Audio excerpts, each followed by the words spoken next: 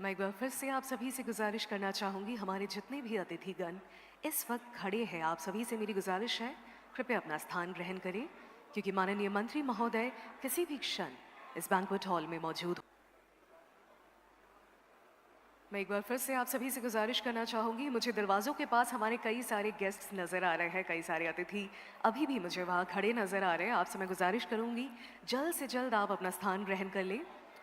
The gentlemen, those are still standing in front of the doors. May I please request all of you to kindly be seated? Please take your seats.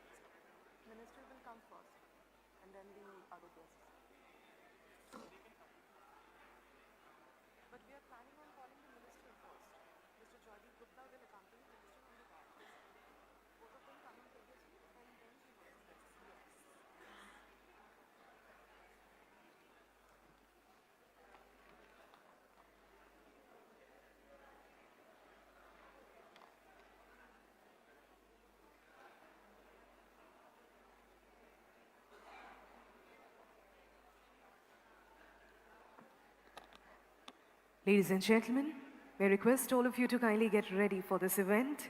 माननीय मंत्री महोदय हमारे बीच उपस्थित हो चुके हैं.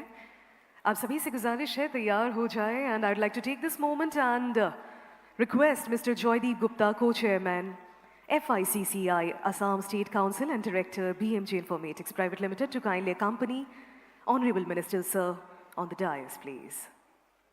Ladies and gentlemen, एक बार जोरदार तालियां हो जाए for Dr. Shukantu Mujumdar, Honorable Minister of State, Ministry of Development and Northeastern Region. A very warm welcome to you, sir.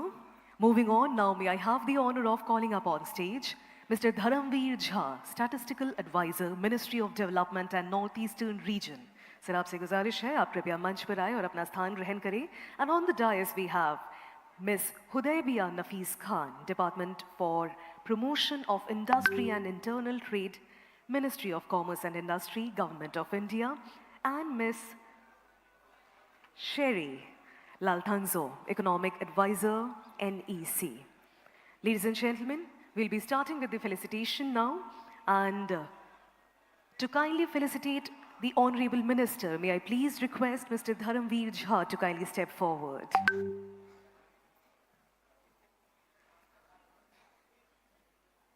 एक बार जोरदार तालियां हो जाए आप सभी की ओर से as we welcome Honorable Minister Sir. Now may I please request the Co-Chairman of FICCI, Assam State Council, Mr. Joydeep Gupta, to kindly felicitate Honorable Minister.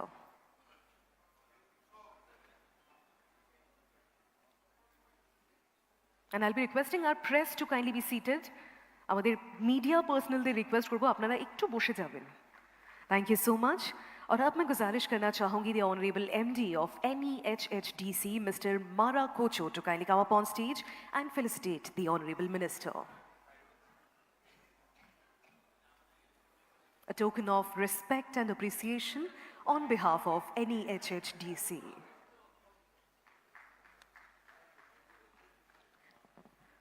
Ladies and gentlemen, please put your hands together. एक बार जोरदार तालियां की कामना है आप सभी की ओर से. और NEHHDC की ओर से हमारे सभी डिग्निटरीज के लिए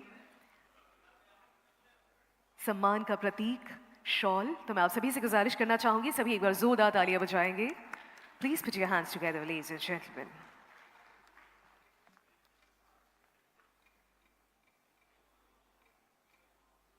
A token of respect and appreciation for all the dignitaries on the dais.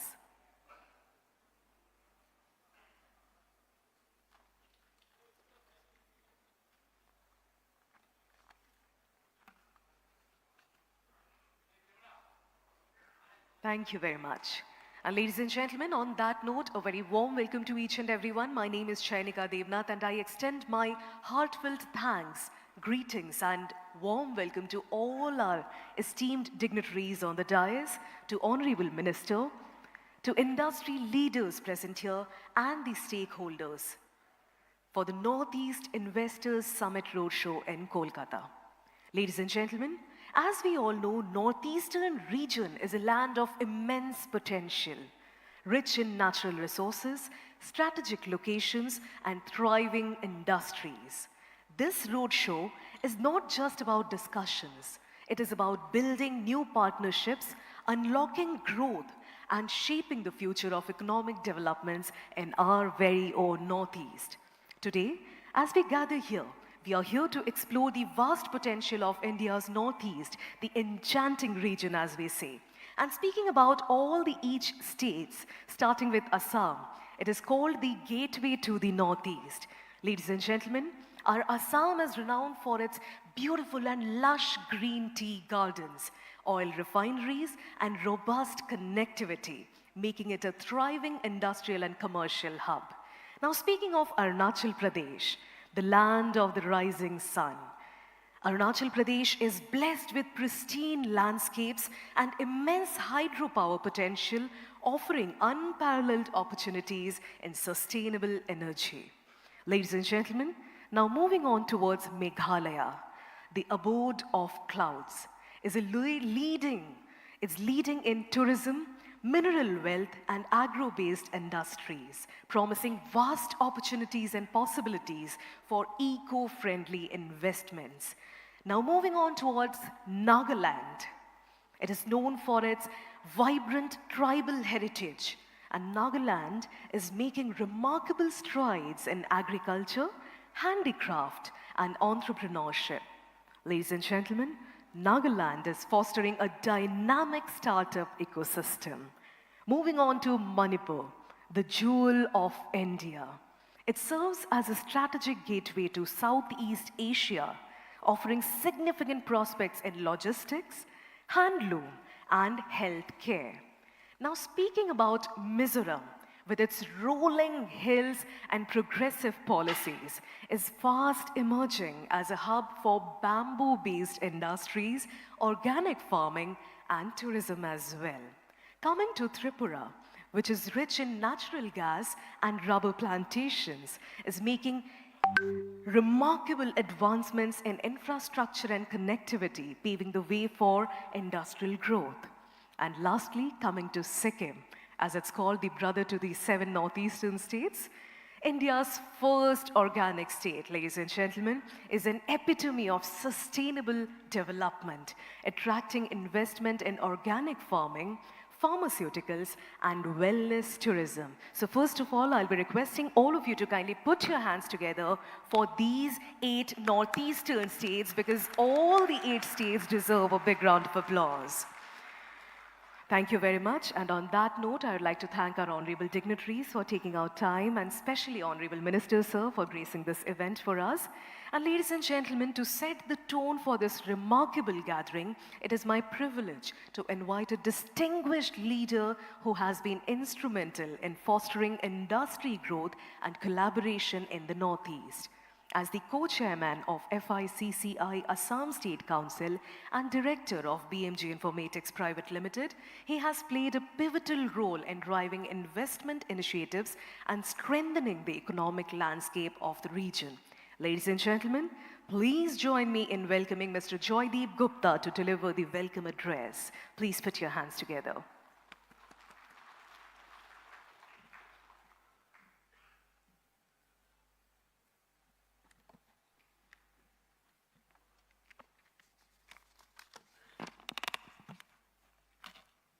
सभी को नमस्कार.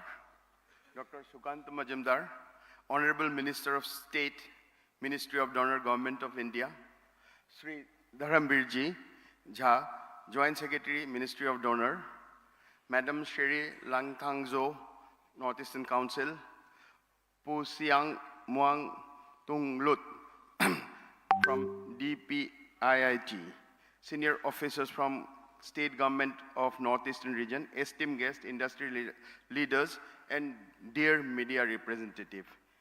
A very, very warm and cordial welcome to each of you at the Northeast Roadshow here in the vibrant city of Kolkata, known as the City of Joy. It is indeed a privilege for me to extend this welcome on behalf of FICCI and to address such a distinguished gathering here.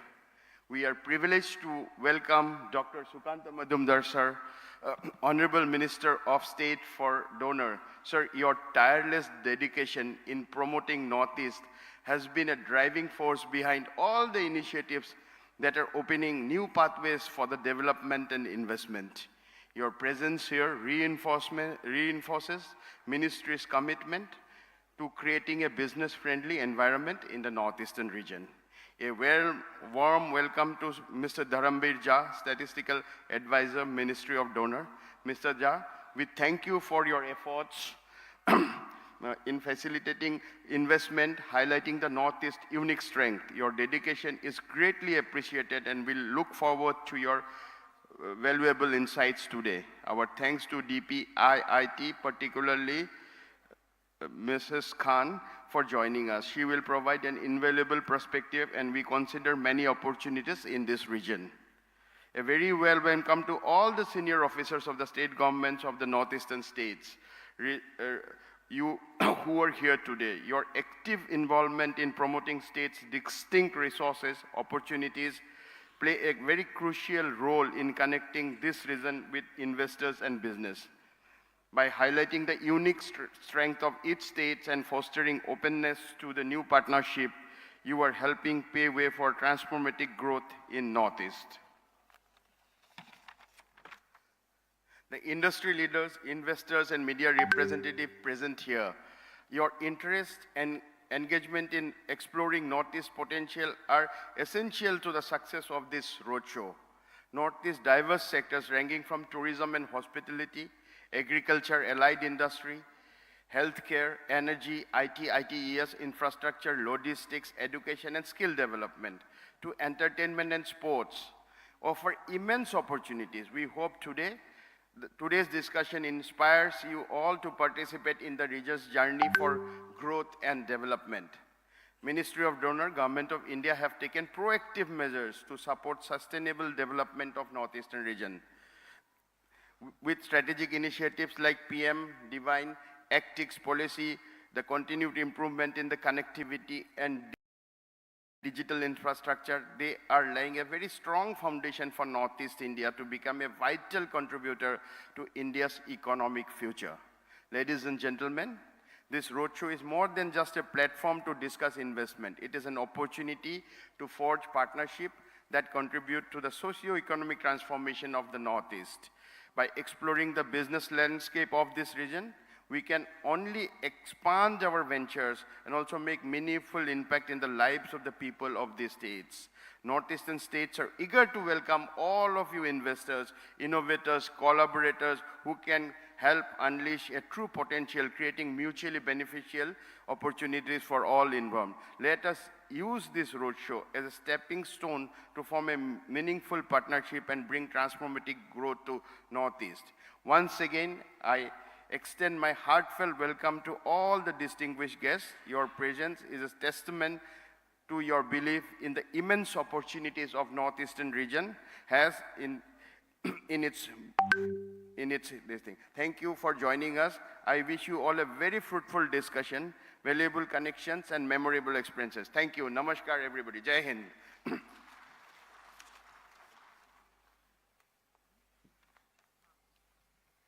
Thank you very much, sir. And ladies and gentlemen, now to set the stage for today's discussions, we have a special theme presentation on Advantage Northeast, opportunities for investment and trade, to provide us with deeper insights into the strategic advancements and advantages of the vibrant region that is Northeast. Ladies and gentlemen, now I would like to request Mr. Dharamveer Jha, Statistical Advisor, Ministry of Development and Northeastern Region, to deliver this presentation. So please.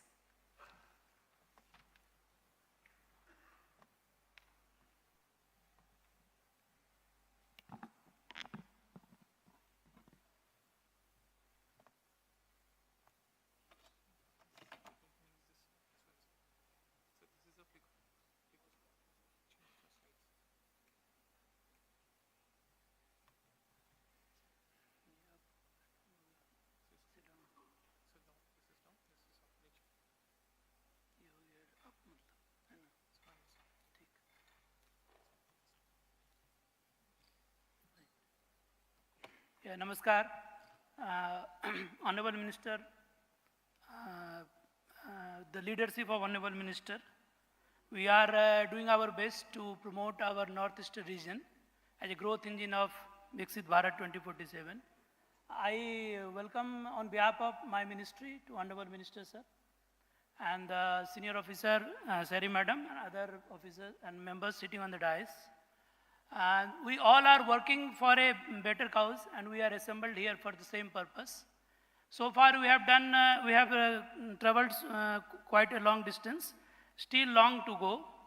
Today whatever I am going to present, basically most of you might be aware, but I am giving the glimpse of our Northeast region's potential. This region has immense potential. I will be sharing the brief part, but followed by the session, we have our state officers, senior officers from different states of Northeastern region. They will be making their presentation, and wherein you will get the further details. But on behalf of ministry, I request all the investors come forward. and explore the potential of northeastern region.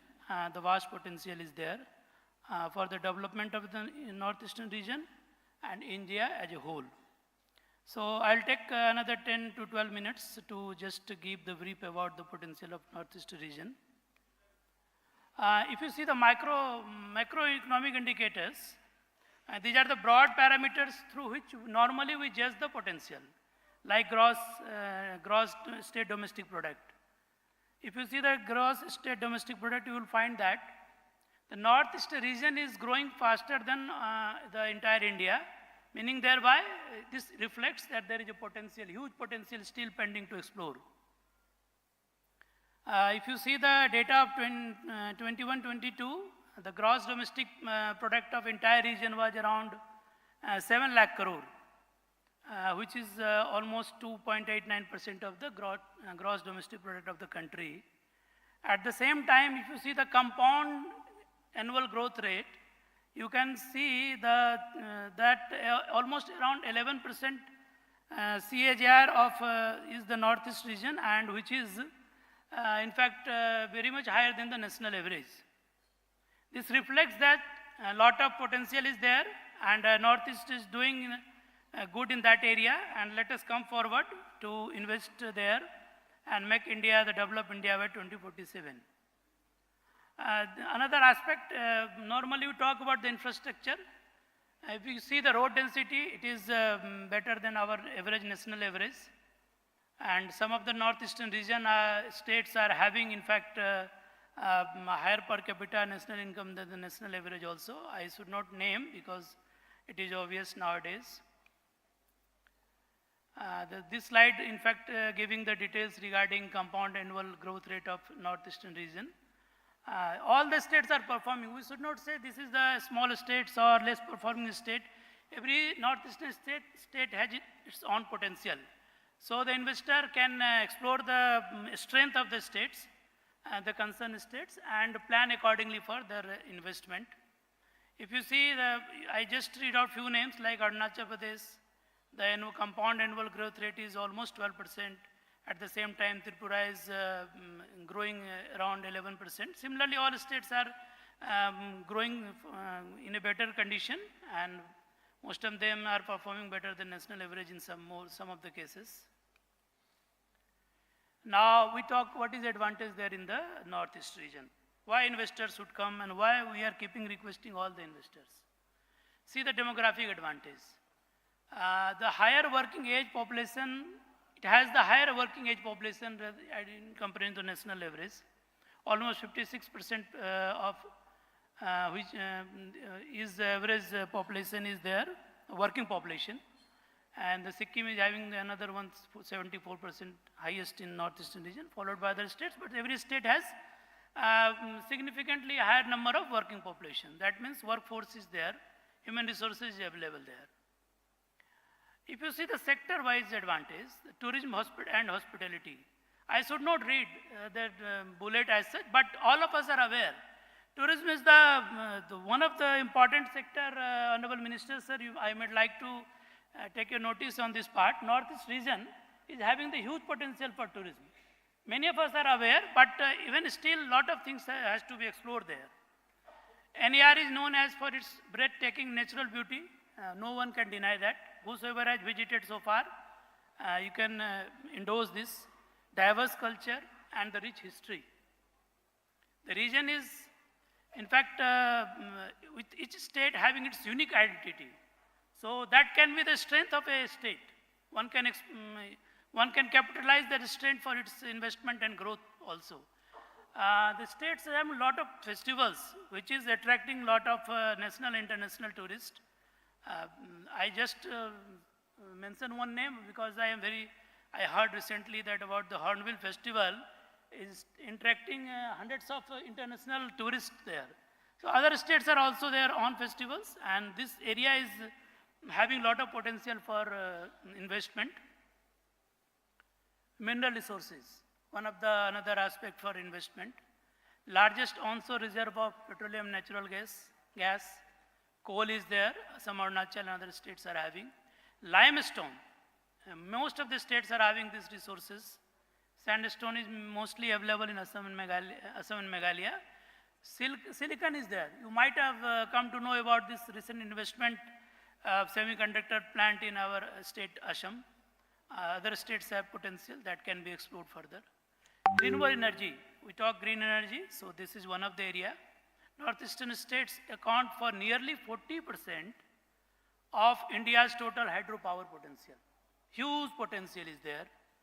Lot of scope is there. Let's come forward and explore this. Around 62,000 megawatt of identified hydroelectric power potential has been assessed, larger than the national one also in some cases. As usual, agriculture resources is there. Sir, I should not mention, but all of us are aware that tea, rubber, bamboo, the horti products, all these are abundance. Tea is already very much famous across all world. We are having rubber, bamboo opportunities there. As our earlier speaker has already mentioned about organic, Sikkim has organic states. Other states are having organic crops like ginger, turmeric, orange, etc. Government of India is also exploring the unique selling propositions of all the states so that we can brand the product accordingly.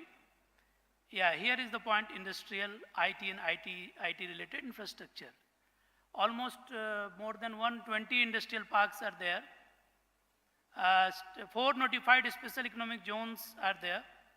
4 operational, IT parks in 7 out of 8 NER states are there. So you can say the readiness of the NER regions. Now connectivity. What were there 10 years ago, that should not be discussed today. So far we have come across, we have covered a long way. Now all the NER states capital are connected. 17 operational airports are there, domestic as well as international together. Every state is having airport and many more to come. Recent budget has also announced the further development in this area. So connectivity is not an issue as such in today's NER. Road coverage. Mountainous, this hilly terrain area, good coverage of road is there. In fact, it is better than the national average in many of the cases. During last 10 years, almost 10,000 crore national highway has been constructed. Ongoing NH project is there around 265, covering 5,000 kilometers of road. If you see the frontier railway, Arunachal Pradesh sanctioned already 1,500 kilometers have been sanctioned. Trans-Arunachal highway is there in the pipeline. So infrastructure-wise, road infrastructure is also very good in our northeast region. If you see the density, it is there. It is almost, in many of the cases, it is higher than the national average road density. And quality of road is also good. Those who have visited NER can endorse this one also. That rail network is being expanded very fast. Currently, 3 state capitals, Guwahati, Agartala, Arunachal, Itanagar has connected rail. But in Nagaland also, the Dimapur is having good railway connectivity. It is very near to our Kohima capital. You might be aware that this Akhura-Agartala highway, sir, this is basically, railway network. This is a Indo-Bangla rail network. And from Indian side, we have completed our rail network project, and it is inaugurated also.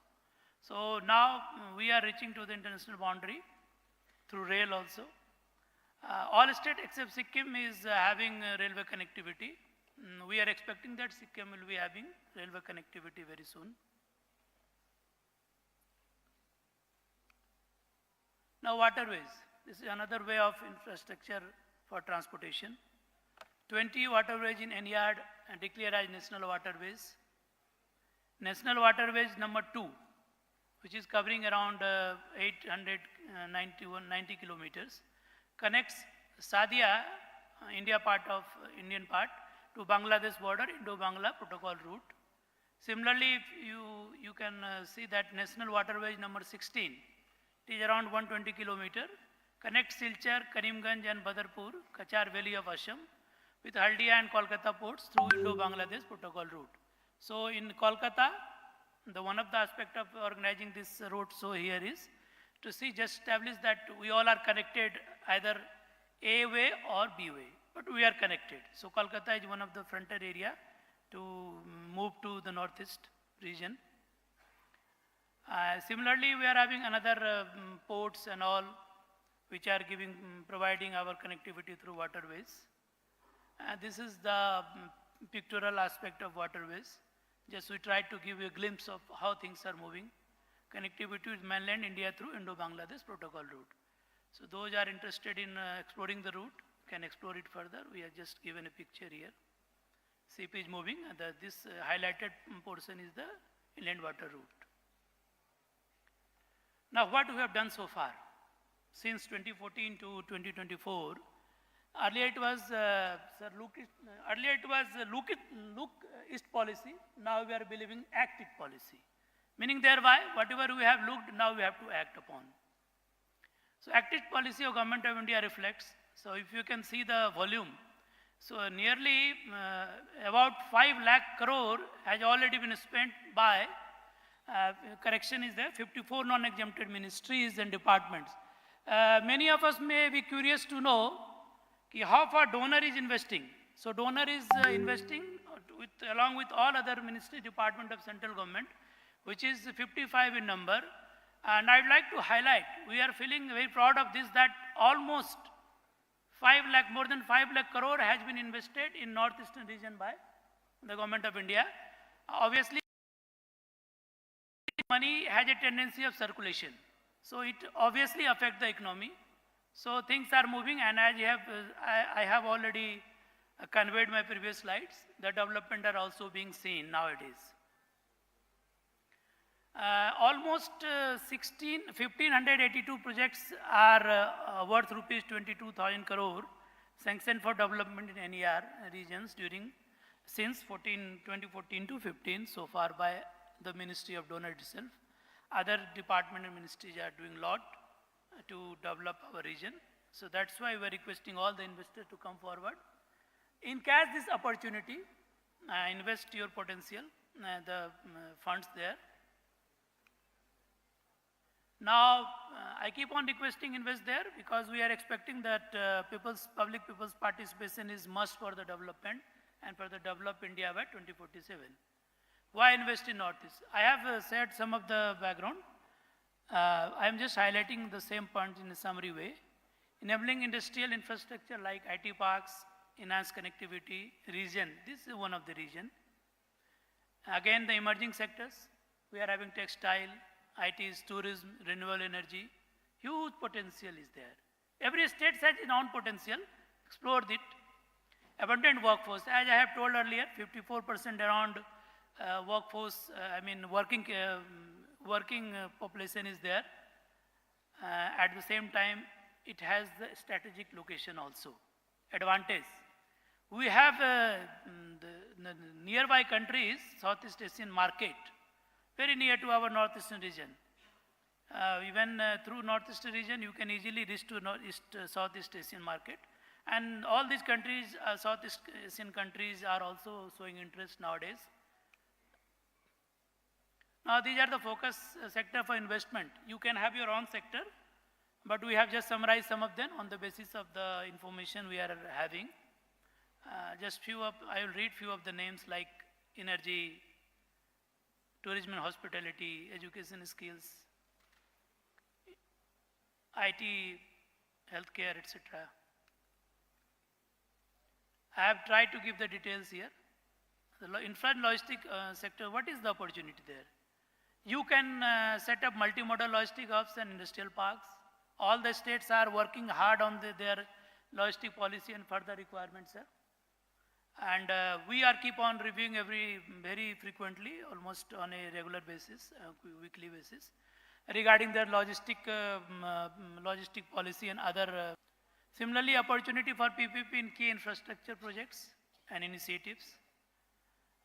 There is a demand for investment in cold chain logistic. Please come forward. Inland waterways transport development, inclusive special ship repair facilities that can be explored, and the concerned investors may come there. opportunity in development of urban infrastructure like smart city project. Energy, what is the opportunity there? I'm just reading for your sake of bringing your notice on that some of the important aspect. Renewable energy potential is there. Hydro, nothing to mention, everyone is aware about it.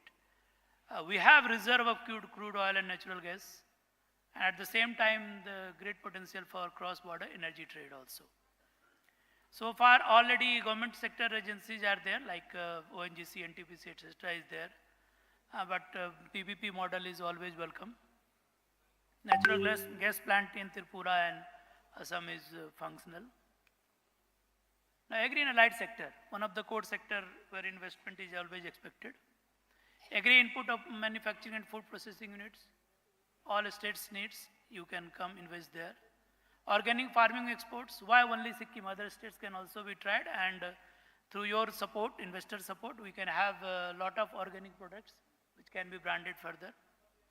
Dairy, poultry and bamboo. In fact, we are focusing on bamboo-based industries for sustainable futures because many of our NER states are having huge potential for this bamboo-related industries.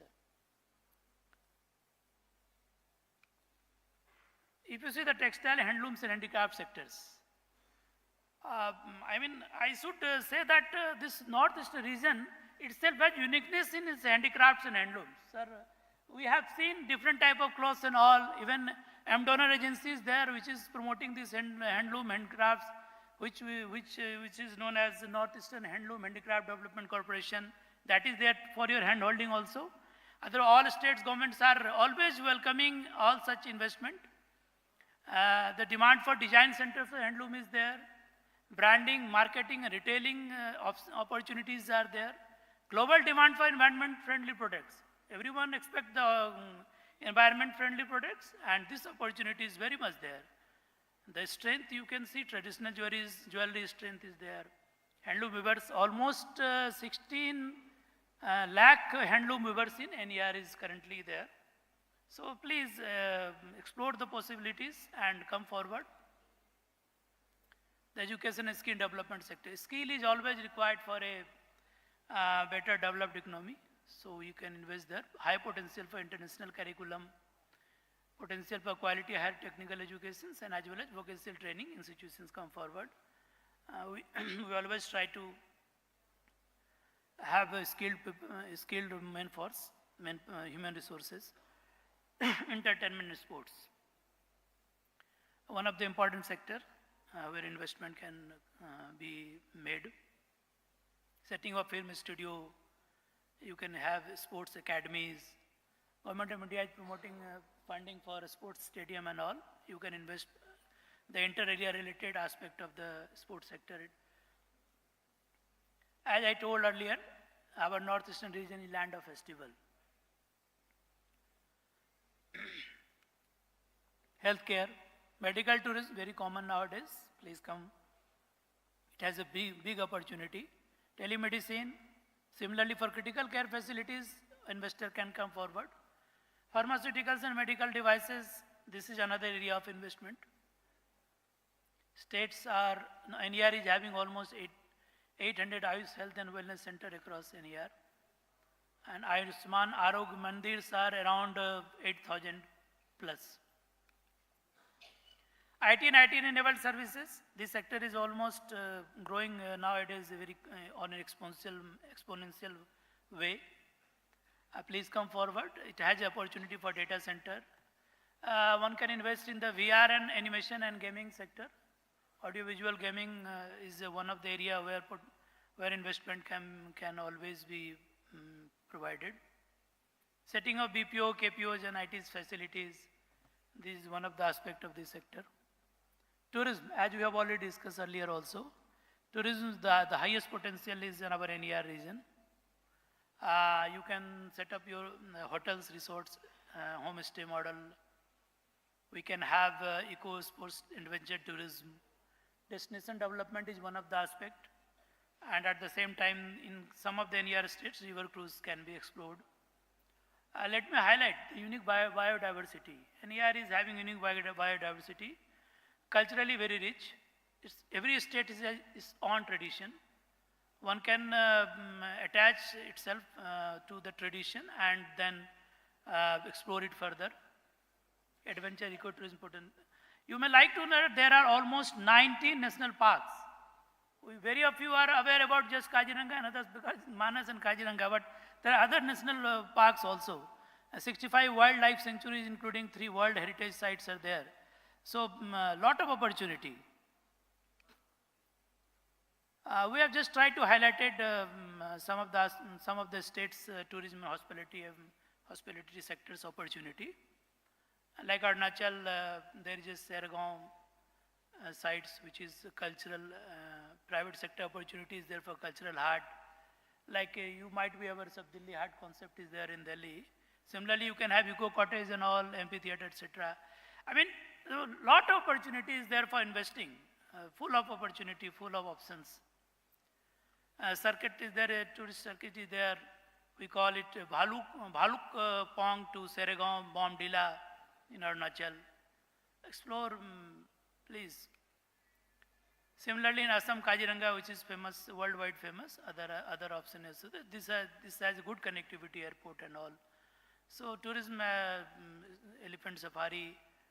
While the presentation, individual presentation by the state, they will be giving the details regarding all such opportunities. Similarly, Manipur, Moregaon is a famous eco park option is there. Imphal, 4 days tourist package can be developed. So, if you customize the tourism sector, you can yourself you find out lot of opportunities, lot of options. Even the investors can come forward with various ideas for investment. Similarly, Meghalaya, Sora is there. Private sector can have eco cottage and all. We should not forget Mizoram. Thanjaval is the place where there opportunities there, adventure activities, resorts can be built up, eco cottage and all. Like other places, many investors are doing. They can do also here in our northeastern region. Nagaland, Kisama village is famous. We have identified this site. Investors can come and invest there. Sikkim, Namchi is another area for investment in case of tourism. Tripura, Matavari. Most of you are aware about Matavari.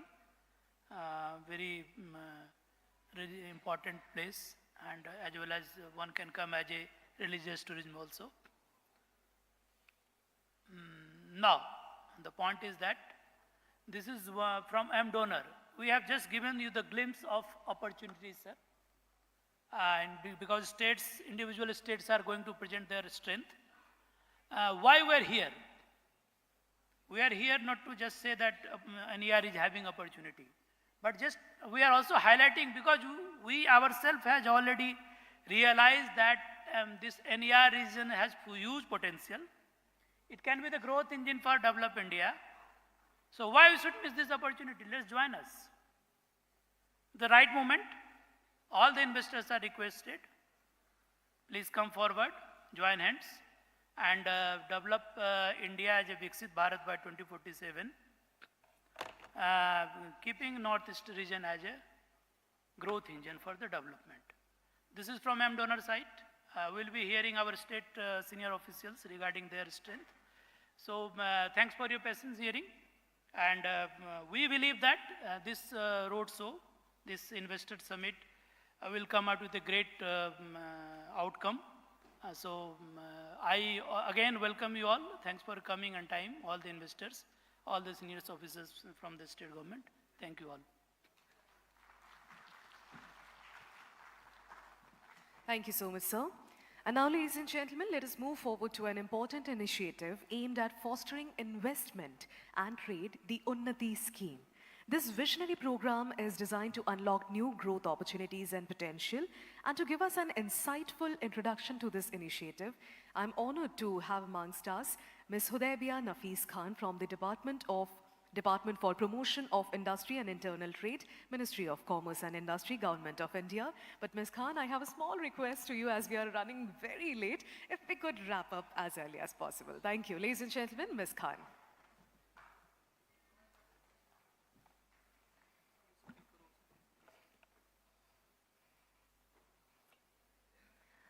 Uh, Good evening, everyone. Good afternoon. Good afternoon, everyone. So I will be presenting a presentation on the Uttar Purva Transformative Industrialization of Scheme, Unnati 2024. That is for the Northeast region, the 8 states of Northeast India. This is not working somehow. Okay. The scheme was notified on 9th of March 2024. The tenure of the scheme is 10 years with 8 years of committed liability. The outlay of the scheme, the budget outlay of the scheme is 10,000 crores. The registration deadline of this scheme is 31st March 2026. And we target to dispose all the applications by September 2026. The maximum benefit that a unit can take from this scheme is up to 250 crores. These are the holders of the scheme. The objective of the scheme is to promote sustainability and environmental friendly growth for new and expanding industries, generating employment opportunities, focusing on regional development, encouraging community participations. This is the scheme timeline. As we are aware that the scheme was notified on 9th March 2024 and the registration window closes on March 2026. All applications will be registered by September 2026, and the scheme duration is till 8th March 2024, that is 10 years. These are some of the salient features of Unnati scheme. No applications will be accepted once the scheme breaches the incentive threshold of 115% of the total budget outlay. Eligible units must register on the portal by 31st March 2026 and start their production in the 4 years of grant of registration. 60% of the total budget is earmarked to all the northeastern states, and the remaining 40% is available on FIFO basis. Once again, the maximum benefit that the unit can take is up to 250 crores. All the 129 districts of Northeast region are divided into 2 zones, Zone A and Zone B. So this is the total budget outlay. The total budget of 10,037 crores is divided into 2 parts, Part A and Part B. Part A is for incentives for eligible units, and Part B is for implementation and institutional arrangements. This is the breakup of the approved budget, that is the 9,000 crores budget that we had shown in the previous slide, the 9,037 crores.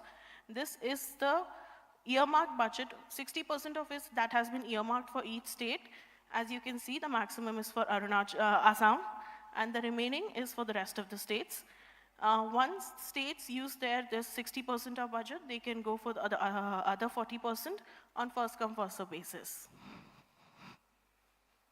These are the scheme components: capital investment incentive, capital interest subvention, and manufacturing and service linked incentive. CII and CIS are for new and expanding units, and MSLI is for the new units only. So if we go for the first component, that is capital investment incentive, it is for, in Zone A, we are giving 30%, that is with a ceiling of 50 crores, and 10 crores for non-GST, the ceiling is. For Zone B, 50% of the capital asset ceiling is 7.5 crores for GST, and for non-GST is 10 crores. And for those sectors where GST is not applicable, the maximum limit for CII is 10 crores in both Zone A and Zone B. And CIS, interest subvention, for new and expanding units. Interest on loan for a principal amount of 250 crores in capital asset. In Zone A, we are giving 3% of the interest for a maximum of 7 years, and Zone B of 5% for a maximum of 7 years, consecutive years. MSLI is for new units only, where we are giving a 75% benefit in Zone A and 100% benefit in Zone B for a maximum period of 10 years.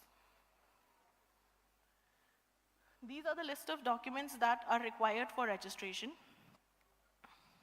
This is the timeline for processing the registration of applications.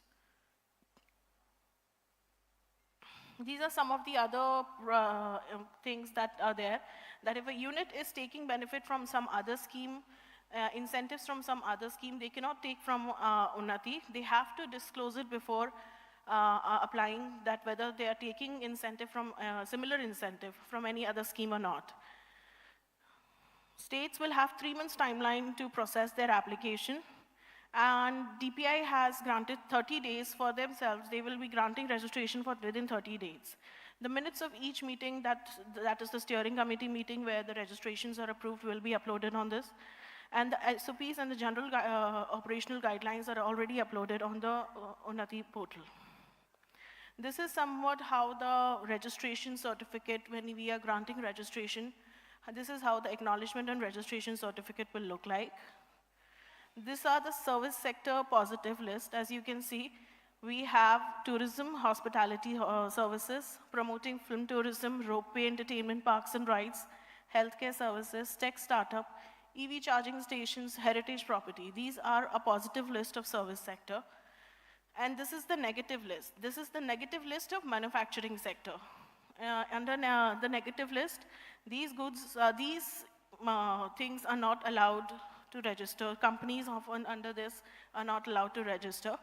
So that is all the goods that are falling under Chapter 24, all the goods that are falling under Chapter 27 of Central Excise Tariff Act, cement industry, pan masala industry, arms and ammunition, plantation refineries, and power generation units that are based on fossil fuels, plastic carry bags manufacturing units that are less than 20 microns, and low value tasks such as storing, cleaning, packing, all these things are not included.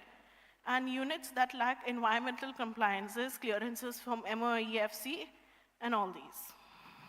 Thank you, everyone.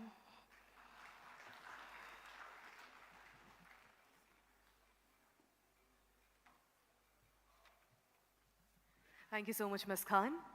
And now, ladies and gentlemen, it is now time to hear from the distinguished leader whose vision and dedication continue to drive the development and progress of the Northeastern region. We are truly honored to have with us Dr. Sukanta Majumdar, Honorable Minister of State, Ministry of Development of Northeastern Region. So, your commitment to fostering investment, infrastructure and economic growth in the region has been instrumental. तो अब मैं माननीय मंत्री महोदय से अनुरोध करना चाहूँगी कि वे कृपया पोडियम पर आए और हमारी सभा को संबोधित करें। आप सभी से गुजारिश है, जोरदार ताली से सर का स्वागत करें। Thank you. Namaskar. Kemon achen shobai? How many people understand Bengali? Most of the people, I think. So, very good afternoon to all of you. This is the 9th road show of the Ministry of Donor, and as you know, these road shows are organized to attract the investment in the northeastern region of the country, which is well connected with the state of West Bengal. So today, in this 9th road show, we have on the stage Mr. Dharamveer Jha, Statistical Advisor, as well as JS, MDONER, Ministry of Donor. We have Ms. Sherry Langthangjo, Economic Advisor of NEC. We have Mr. Tunglut, Joint Director Donor, and last but not the least, we have Mr. Jaideep Gupta, Co-Chair FICCI, Assam State Council. So, the senior officials of MDONER, Northeastern States, distinguished industry leaders,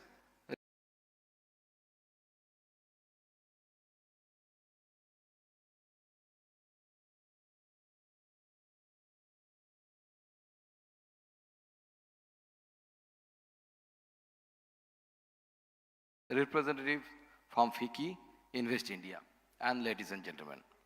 It is truly an honor to stand before you today in Kolkata to Victoria Memorial. This city symbolizes the resilience, progress, and vision. Today, we are here not only to acknowledge its historical significance, but to highlight the immense industrial potential of both West Bengal and Northeast India. Two regions intricately linked through history, trade, and development. West Bengal has a long-standing industrial legacy, tracing back to the British era when Kolkata was the economic nerve center of India. The city was home to major industries such as jute, steel, coal, mining, and engineering, contributing significantly to India's early industrialization. The Hooghly Industrial Belt became a cornerstone of economic activity with flourishing jute mills, textile industries, and iron works. The Durgapur and Barnpur steel plants, along with the Haldia petrochemical complex, further solidified the state's industrial prowess. While West Bengal was industrializing, Northeast India remained a region rich in natural resources and biodiversity, yet largely focused on resource extraction rather than large-scale industrialization.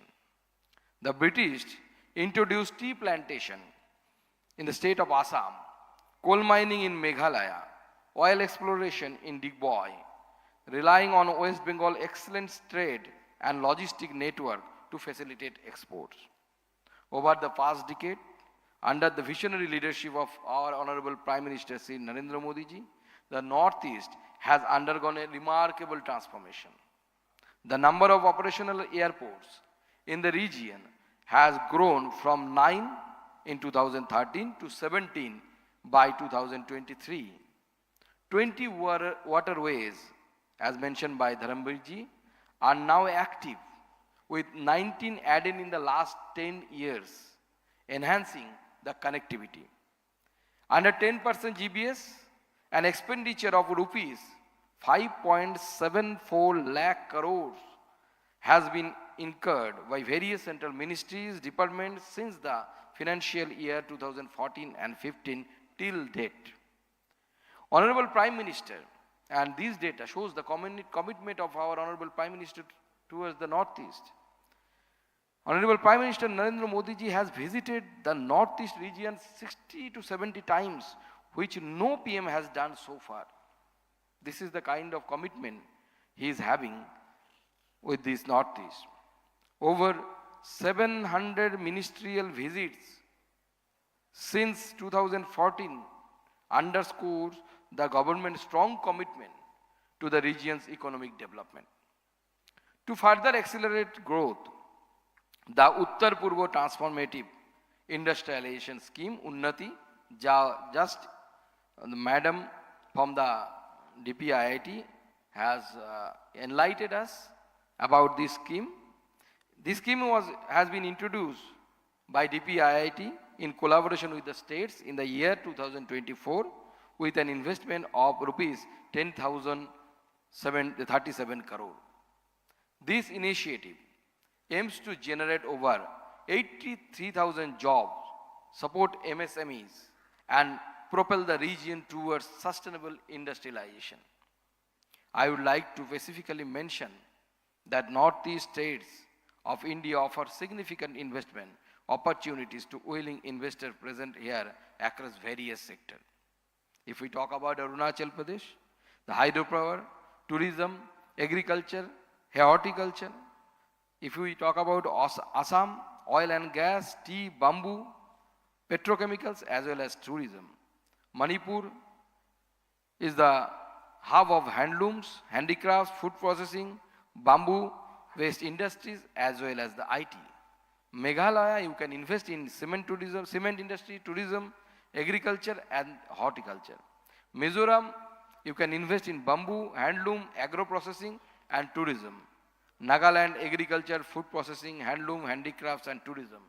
Sikkim, organic farming, the first state of our country which transformed themselves into an organic state. Tourism, hydropower, as well as the pharmaceuticals. Tripura, good for rubber, bamboo, tourism, and as well as the IT. Each of these states is benefiting from India's Act East policy, improved connectivity, and government incentives for investment.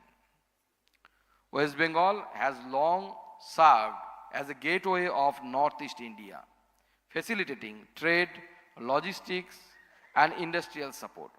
The Act East policy and the Northeast Industrial Development Scheme have further strengthened ties, ensuring seamless movement of goods, services, and capital.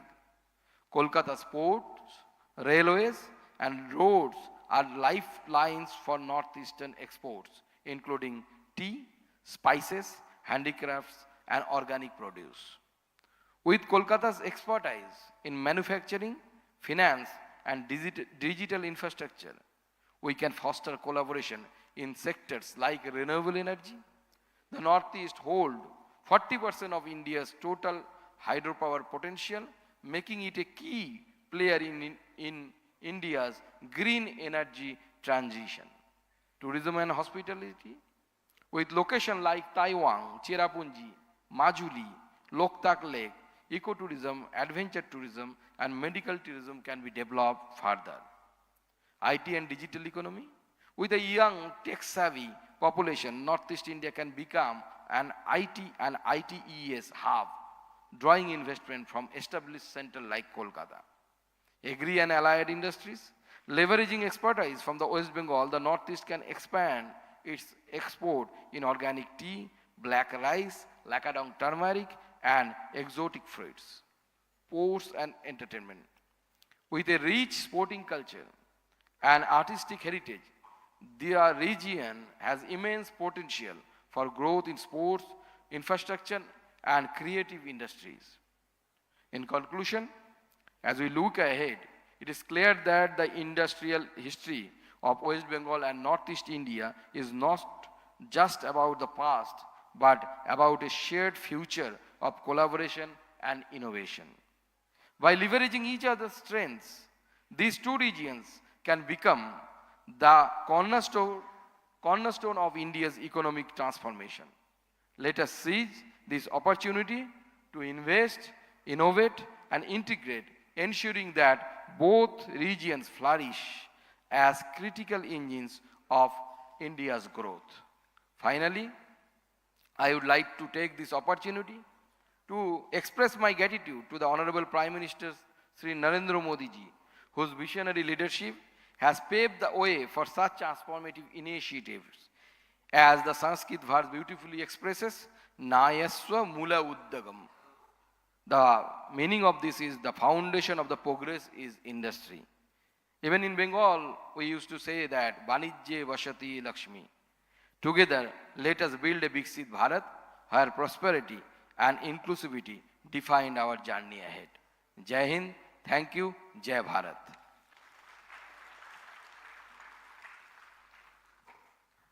Thank you so much, sir. बहुत बहुत धन्यवाद आपका. और आगे बढ़ते हुए, now I'd like to take this moment and request Ms. Sherry Lal Thangzo, Economic Advisor, NEC, to kindly deliver the vote of thanks.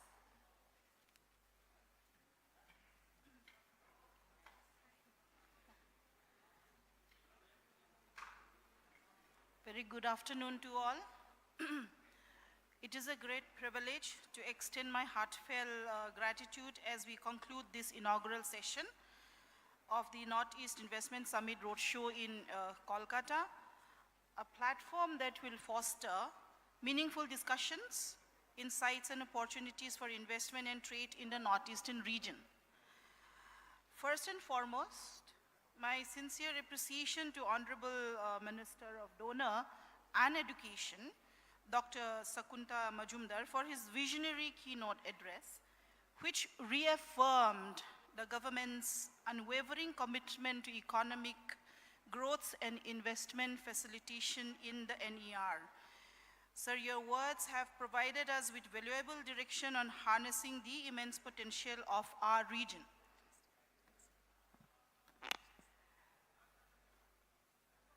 Sir, thank you so much for gracing the function in spite of your busy schedule.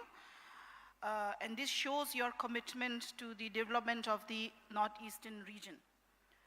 Special thanks to Mr. Dharamveer Jha, Statistical Advisor of the Ministry of Donor, for his insightful theme presentation on Advantage Northeast, which effectively highlighted the economic potential and strategic opportunities in the region.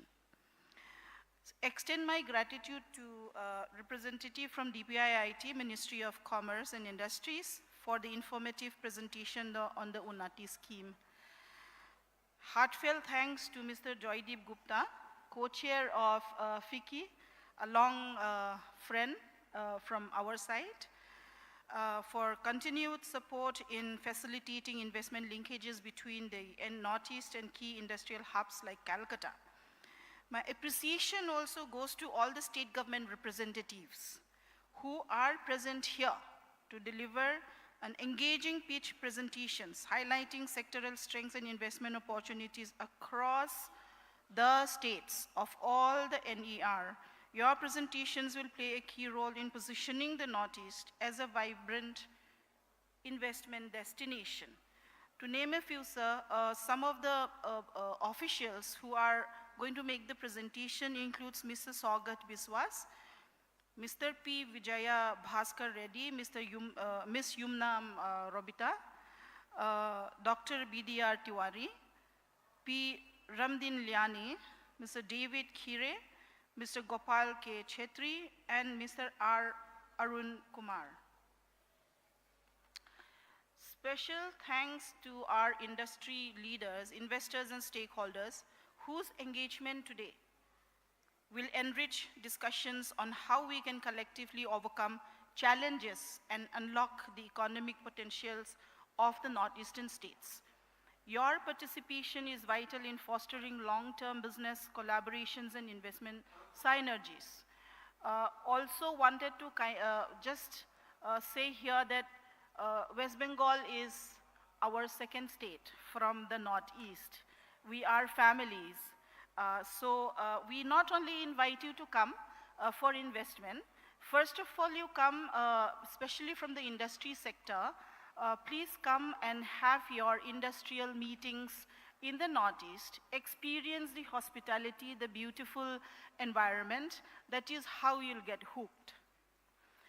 I extend my deep appreciation to the organizing team, including Invest India team, support staff, and everyone working behind the scenes for their dedication in ensuring the success of this event.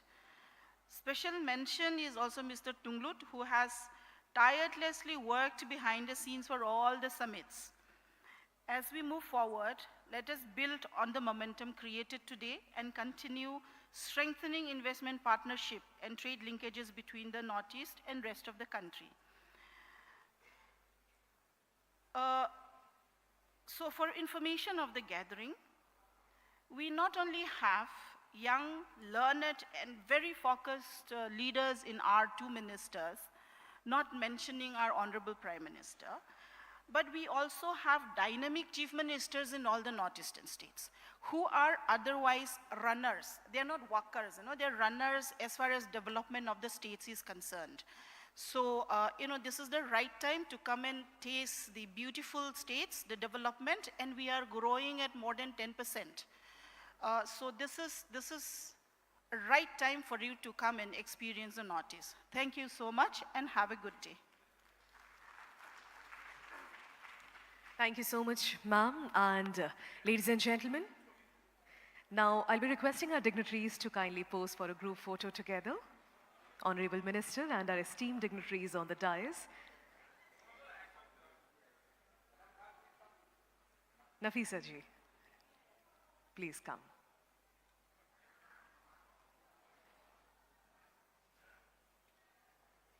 And ladies and gentlemen,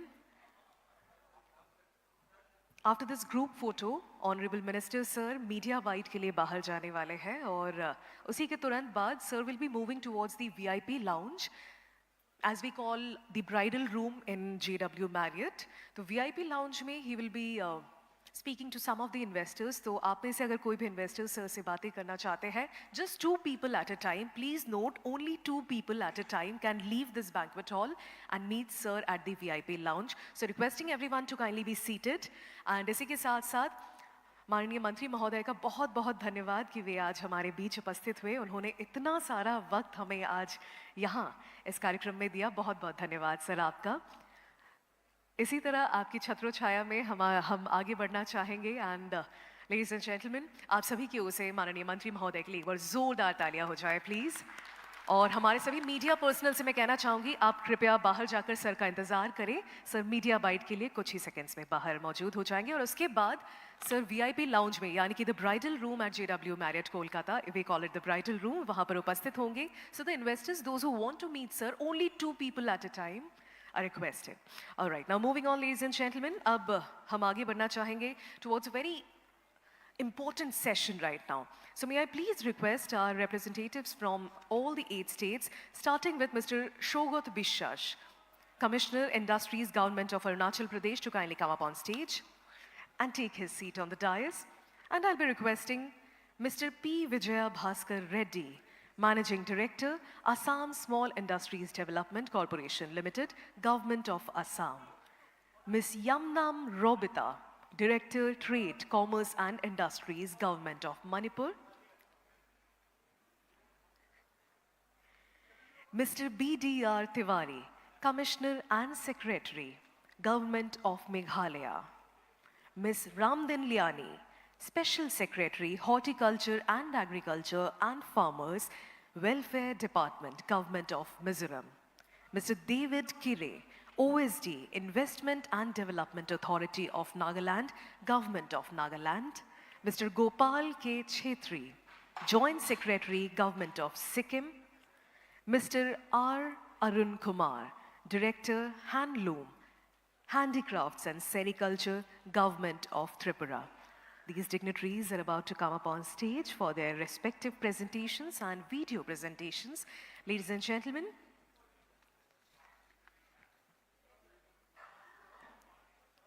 I'd like to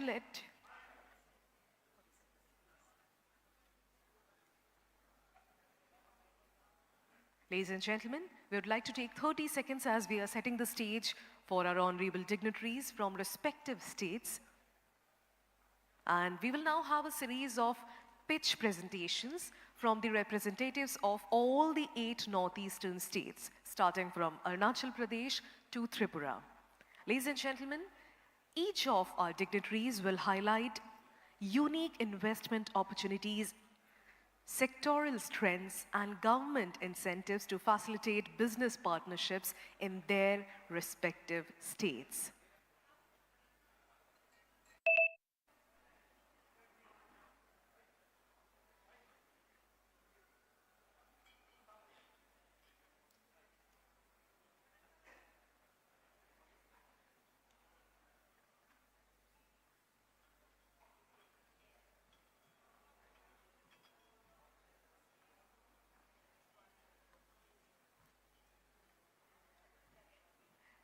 We have 4 of our dignitaries on the dais.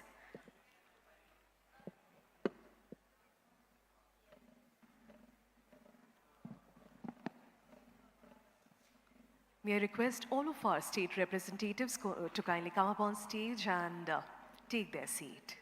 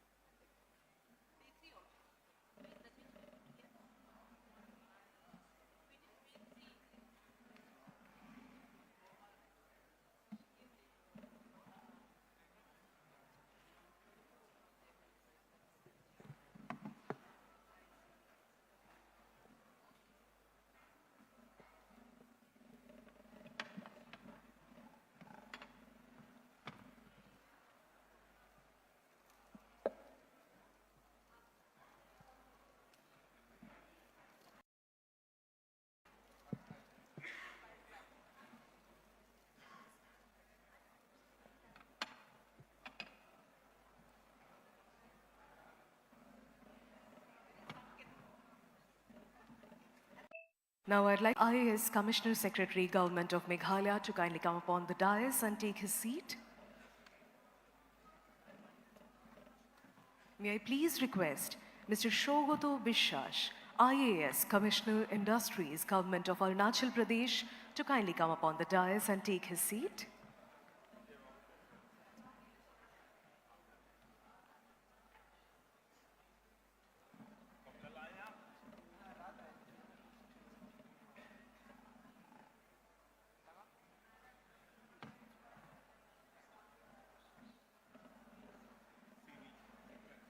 Ladies and gentlemen, at this moment, may I please request Mr. Shogoto Bishash, IAS, Commissioner Industries, Government of Arunachal Pradesh, to kindly come up on stage. Sir, I'll be requesting you to kindly take your position on the dais.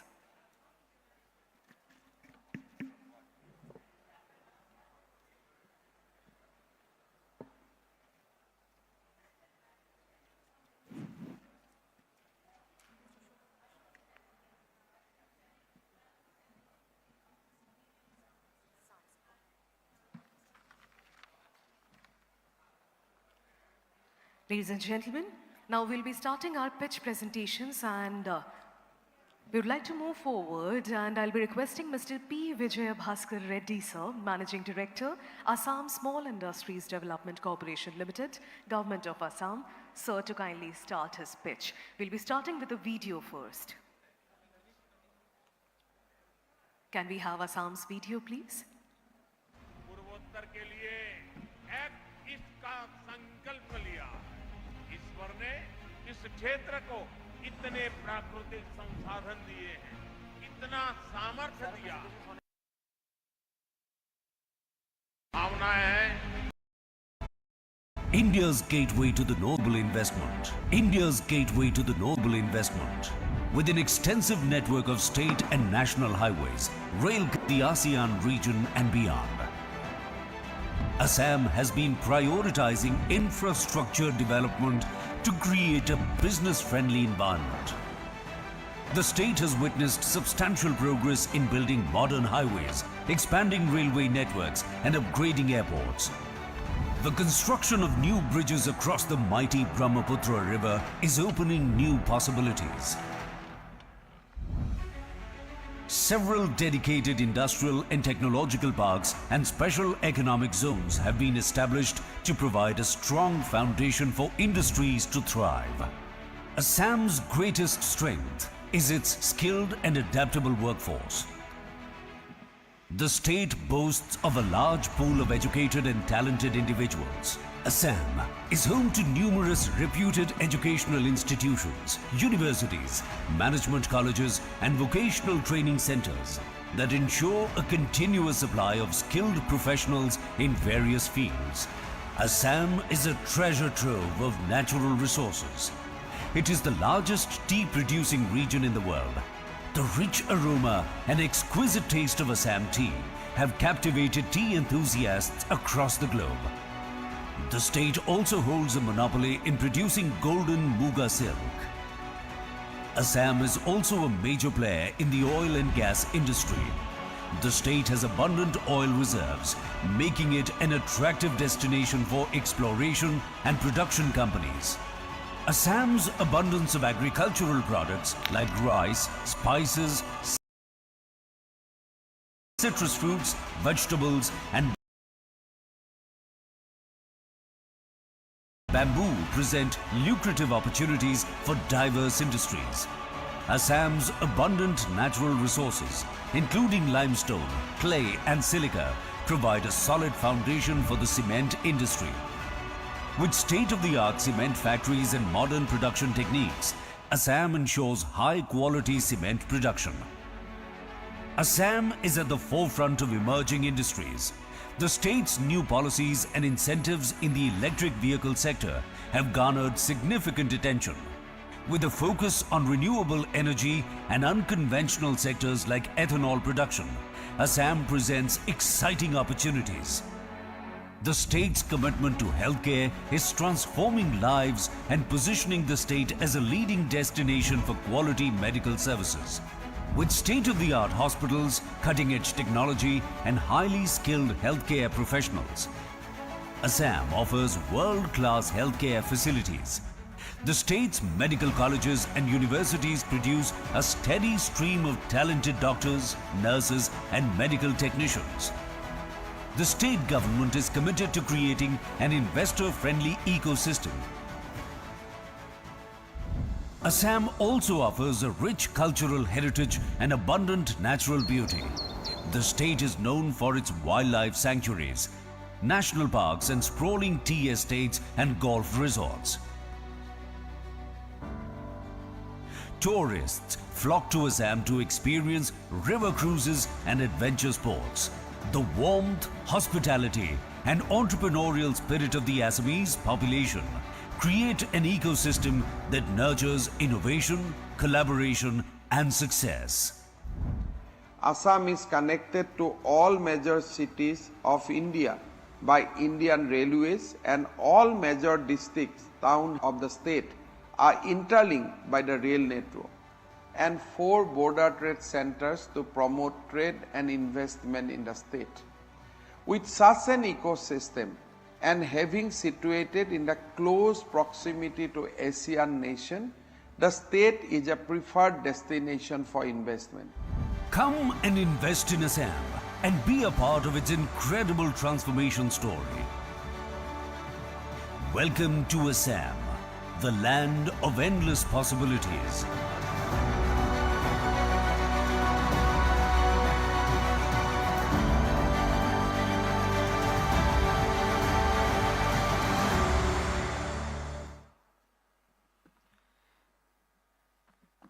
Good afternoon to everyone.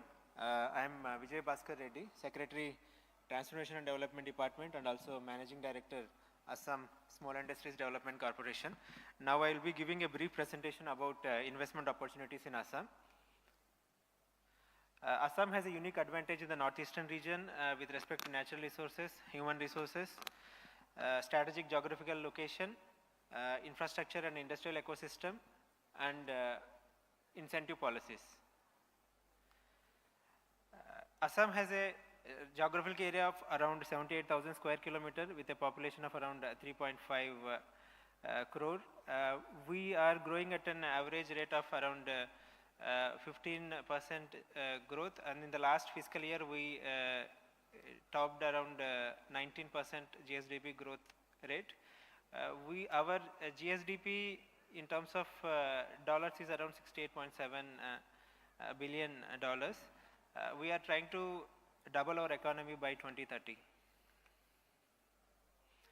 Assam has a strategic location with respect to ASEAN, BIMSTEC and BBM countries with a population of around 200 crore. The Kaladan project and also the Asian Highway 1, Asian Highway 2 will definitely help our entrepreneurs to export their products and services, especially in the Southeast Asian countries. With respect to the infrastructure and ecosystem, we do have 7 airports, operational airports across the state with 1 international airport at Guwahati. We have around 2,500 kilometers of railways, 4,000 kilometers of national highways and 2,500 kilometers of state highways. We do have waterways, National Waterways 1 and Waterways 2 along Brahmaputra and Barak Valley rivers. And we have multimodal logistic park coming up of Jogi Gopa near to Bangladesh border. We do have around 70 plus industrial areas spread across the state with dedicated theme specific parks also, like food processing park in Chaigaon, plastic park in Tinsukia, IT park in Guwahati, etc. as mentioned here. Coming to the focus sectors, I would like to brief you focus sectors. Firstly, the oil, gas and coal sector. Assam has a huge significant reserves of crude oil and also coal reserves and also hydrocarbons. We are expecting investments in this sector from the private partners in exploration of these natural resources and also in specific sectors like ethylene, bioethanols exploration as mentioned here. Mostly like national players like HPCL, BPCL, Coal India are already working in the state of Assam. Regarding the agriculture sector, Assam has a rich agriculture products. We are first producer of tea, second in pineapple and jute, and we do have GI tagged products like Johua rice, among others, ginger. We are expecting investment opportunities with respect to post-harvest technologies, cold chains, technology upgradation in this sector.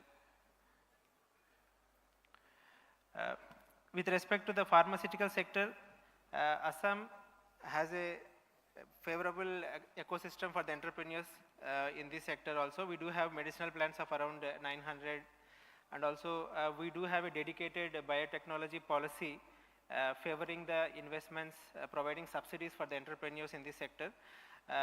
We are expecting investments with respect to regenerative medicines, generic drugs in this sector, among others. With respect to semiconductor policy,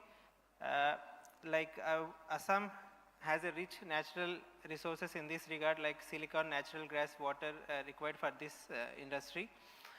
We do have a dedicated semiconductor policy attracting the investments in this sector. We recently, Tata has invested around 27,000 crore in the semiconductor factory near Jagi Road in Guwahati. We are expecting investments in the semiconductor ancillary industries like display fabs and also the manufacturing of ancillary fabs of the semiconductor devices. Regarding the tourism, Assam is diverse in respect to nature, wildlife, culture. We do have 3 heritage sites in the state of Assam. We are expecting investments with respect to hotels, hospitality, river cruises, adventure tourism, among others mentioned here. With respect to handlooms and handicrafts, Assam is known for its Muga silk, Eri silk, and we do have a dedicated handicraft policy offering subsidies to the investors as highlighted here, and we are expecting investments with respect to development of clusters, especially in handlooms, handicrafts and apparel sector. Regarding human resources, the average Indian population age is around 28, but in the Assam we do have around the average Assamese population age is around 23 years.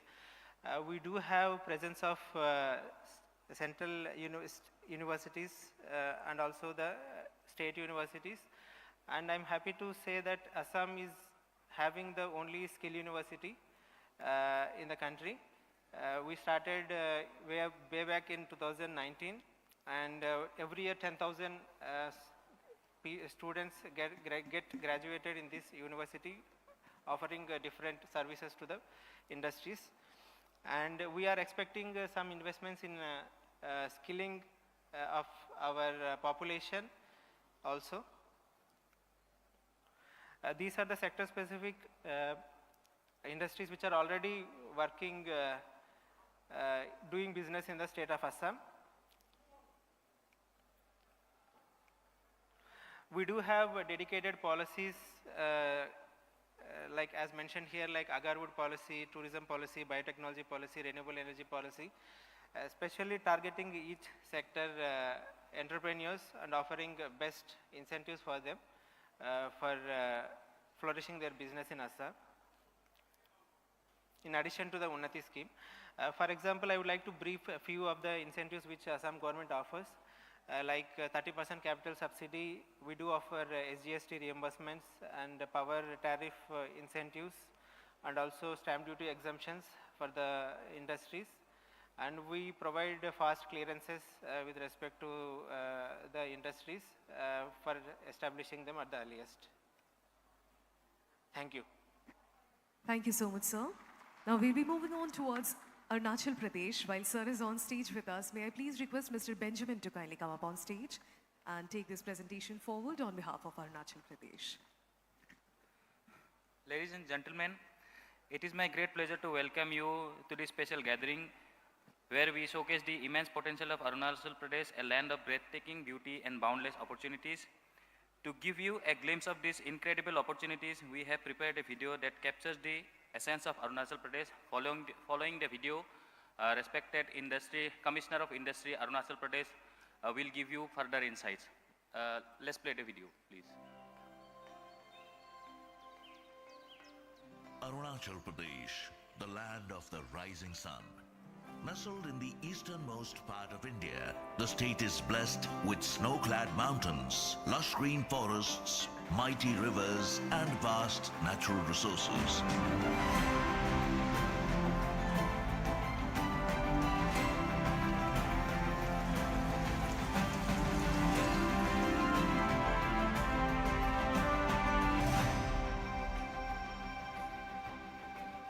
Here, the rhythm of life is deeply connected to the land. Agriculture, horticulture forms the backbone of Arunachal's economy. Tea, millet, rubber, cardamom, kiwi, oranges, pineapples, etc. are just a few of the many producers nurtured by its fertile soils, supporting the livelihoods of its people. The government of Arunachal Pradesh is driving economic transformation with industrial growth. Across the state, new industrial areas are emerging, creating opportunities and reshaping the local economy. Currently, we have 17 industrial estates. In the West Kameng district, Tippi is fast becoming an industrial hub with a variety of factories, from steel plants to packaged drinking water units and resin factories, generating employment opportunities. These industries are creating new avenues for growth, laying the foundation for a prosperous future. East Siang district stands as a testament to modern industrialization. Here, Industrial Growth Center, IGC, has been created in which industries like palm oil processing unit, state-of-the-art ferro-alloy plant and rubber processing unit meets international standards, producing high-quality products. The region is also seeing a surge in textile and handloom units, empowering local women and promoting the rich cultural heritage of the state.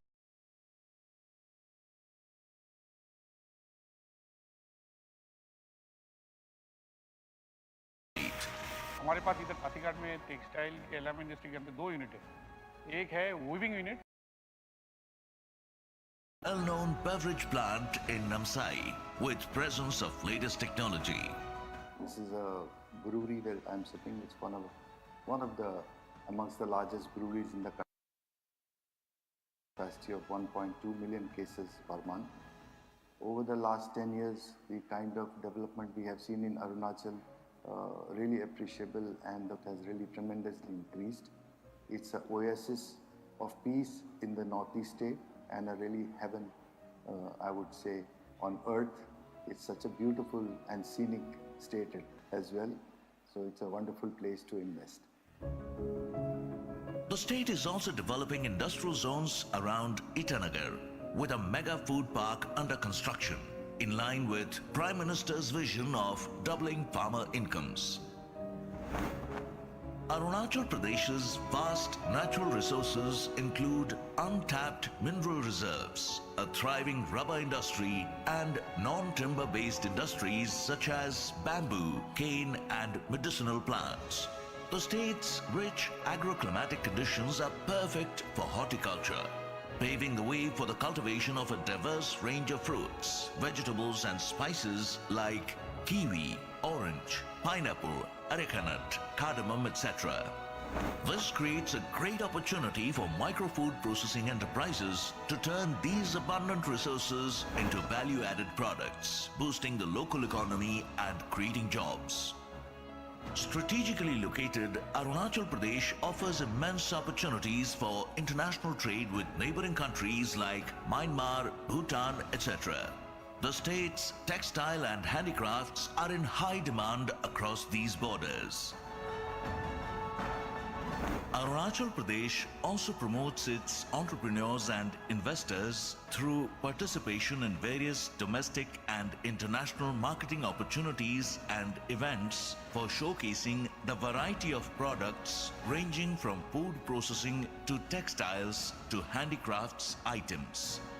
The Arunachal Pradesh Industrial Development and Investment Policy APIDIP 2025 is aligned with the Government of India's Unnati scheme, designed to strengthen the state industrial ecosystem by attracting new investments through incentivizing industrial expansion and optimizing operations.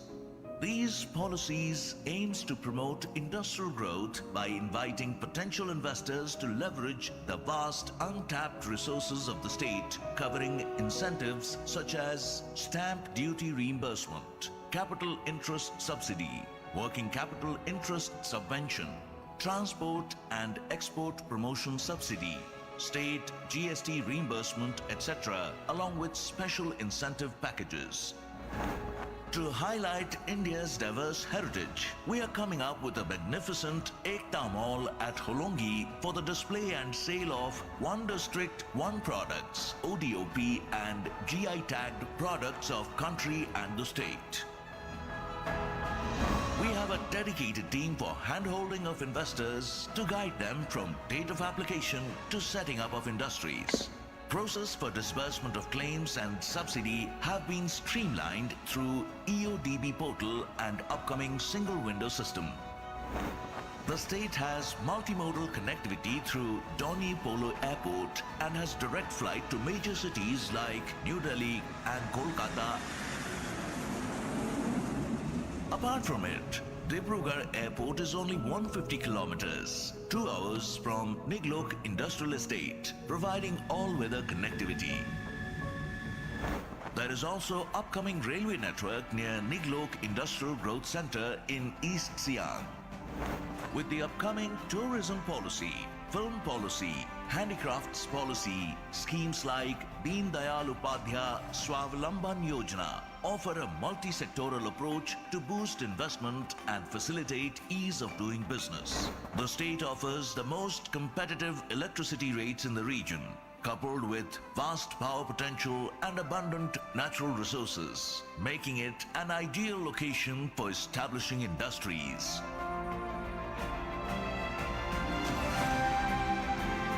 Arunachal Pradesh is emerging as a land of opportunities for investors and entrepreneurs, ready to harness its vast, untapped potential. For more details, visit our website at INDA or reach out to us at directorindustries_ARP@rediffmail.com. Join us in shaping the future of Arunachal Pradesh, where growth meets opportunity.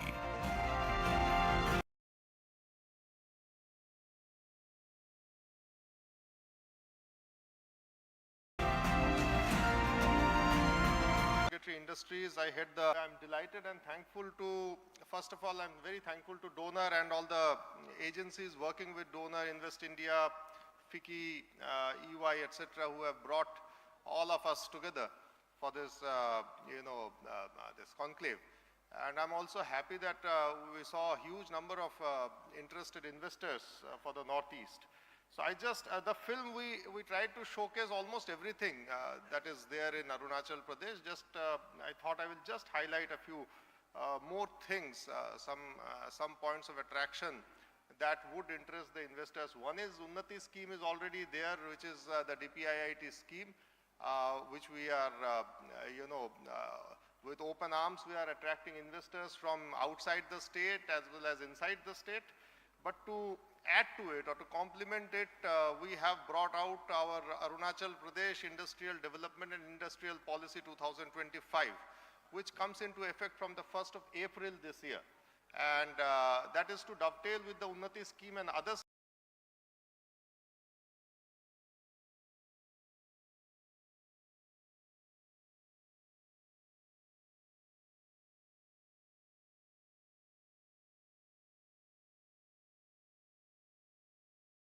schemes of the Government of India which are available, even smaller schemes like the PME-GP, etc.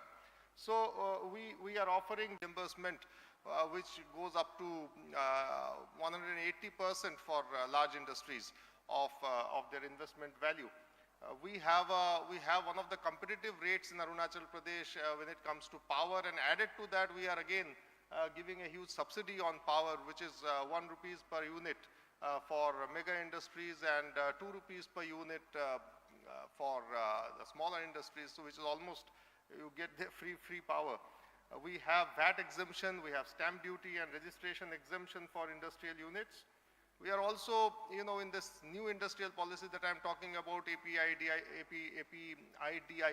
2025, we are also giving working capital interest subsidy, air freight subsidy for finished goods, and 60% reimbursement on export, transportation on export products up to the nearest port. So such things are there. We have also come up with the environmental subsidies for investing in green energy initiatives by the industrialists. So such are the things that we are already giving. We have a lot of priority sectors which are getting additional incentives. So our team will be here. I will also be here the whole day. We'll sit after 2 p.m. and details can be told to you. And another thing that I would assure you from the state of Arunachal Pradesh, that we are not leaving you to the single window portal or the EODB portal, etc. We are setting up a team of foot soldiers who can work with you one-on-one basis. We are calling them investment facilitators or Udyam Mitras. They will be on ground working with you. We have in fact targeted that one Udyam Mitra will handhold at least 5 industrialists who would like to come and invest in our state, and will make the whole process easier for you. So we are here waiting to have you here in our state of Arunachal Pradesh to give you all kinds of support as may be. So I thank you once again, and all the organizers of this good show. Thank you. Thank you very much, sir. And now moving on towards the state of Manipur. First, we will watch a video, and then the Director, Trade, Commerce and Industries, Government of Manipur, Ms. Yamnam Robita, will speak. Can we have the video, please?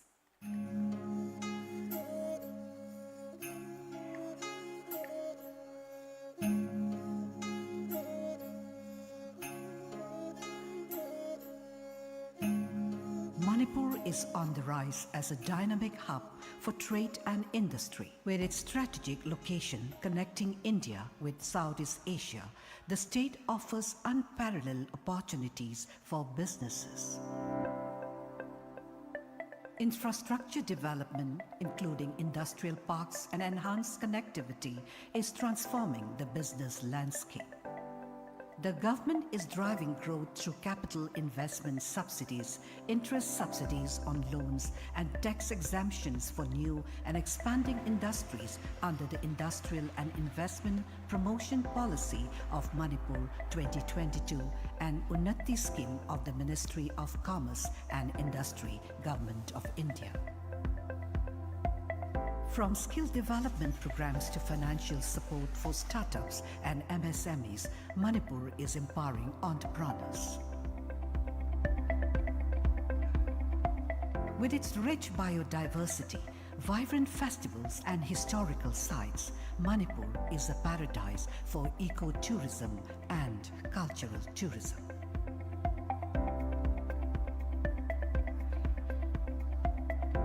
Kebul Lamjau National Park is the world's only floating national park.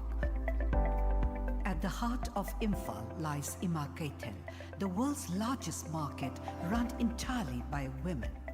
It remains a symbol of Manipur's culture, resilience, and entrepreneurial spirit.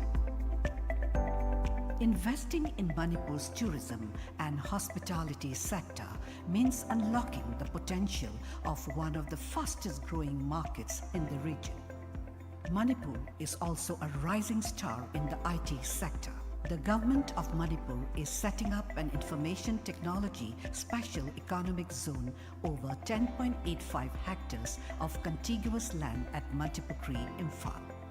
BPO center with 1,000-seater accommodation has been established in the complex. MOU has been signed between Department of Information Technology, Manipur and Tata Technologies Limited for development of Center for Invention, Innovation, Incubation and Training. Manipur's fertile soil and favorable climate make it a horticulture haven. Known for its exotic fruits, aromatic spices, and organic farming practices, the state is a gold mine for agri-businesses. Other notable agricultural products from Manipur that have received geographical indication or GI tags include Shirarokong chili, aromatic black rice known as chakhao, kachai lemon, and Tamenglong orange. Investing in Manipur's horticulture sector means supporting a growing demand for organic and exotic produce and tapping into a growing market.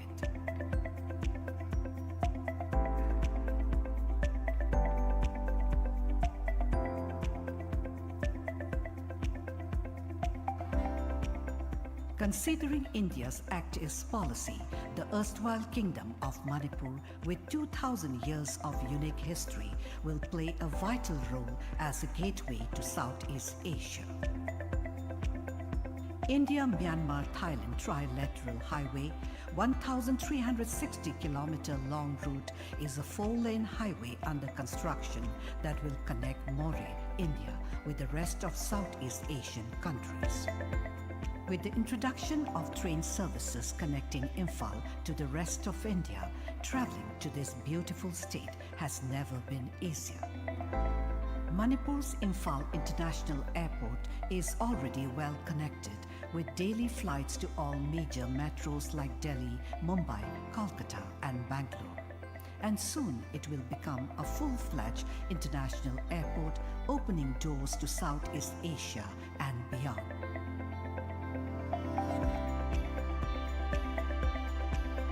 Manipur is more than a state, it's a gateway.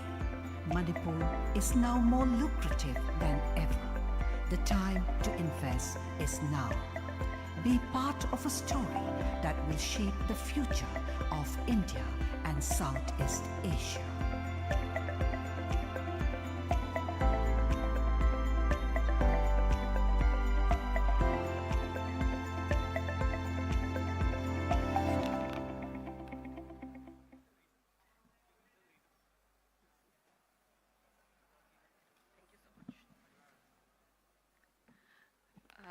Good afternoon, everyone.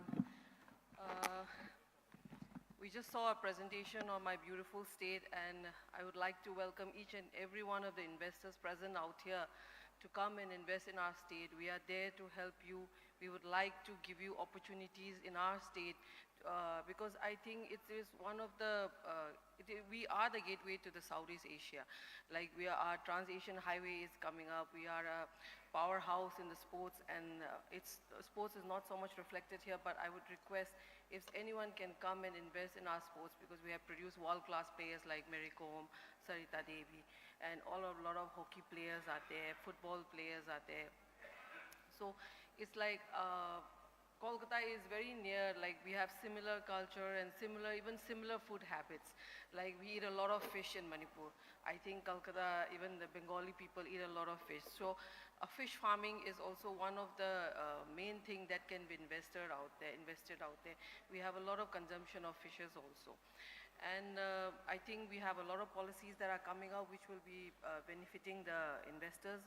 And we would like to hear from you what type of things are expected from our government to be extended to the investors so that they can come and set up their factories or they set up their plans out there and give us benefit and take benefit from our state. So thank you very much for coming for this, and we are privileged to be presenting a short video from our state only. Thank you so much, everyone.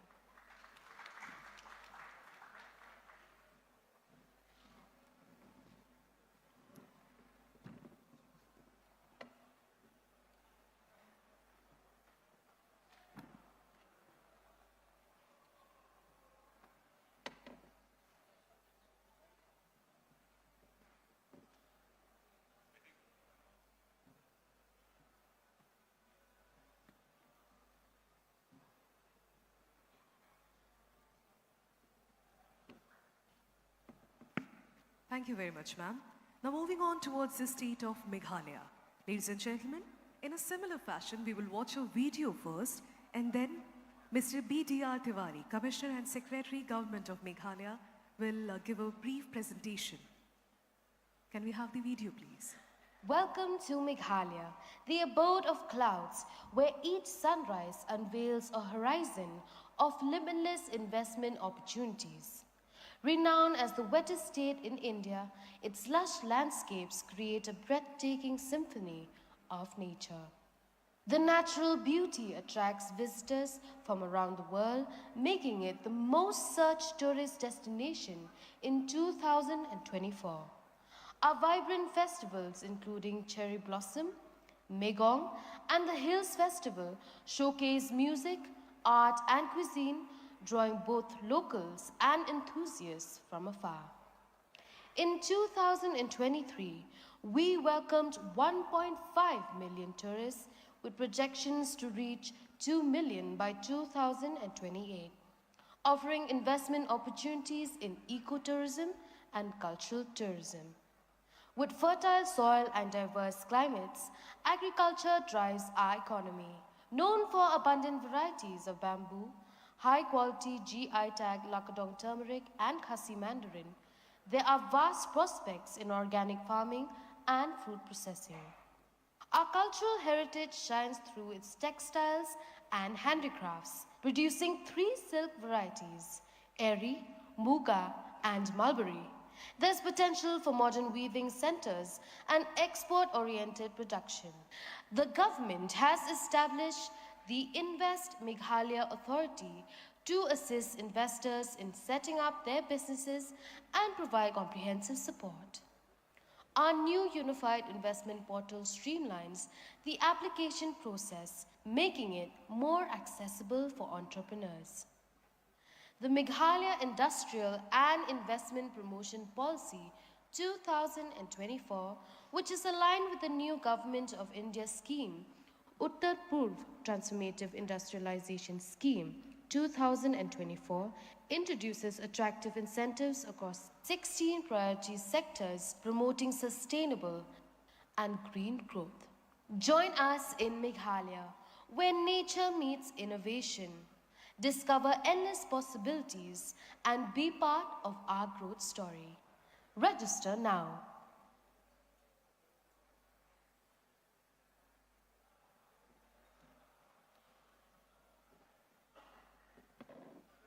Requesting you to kindly share a few words.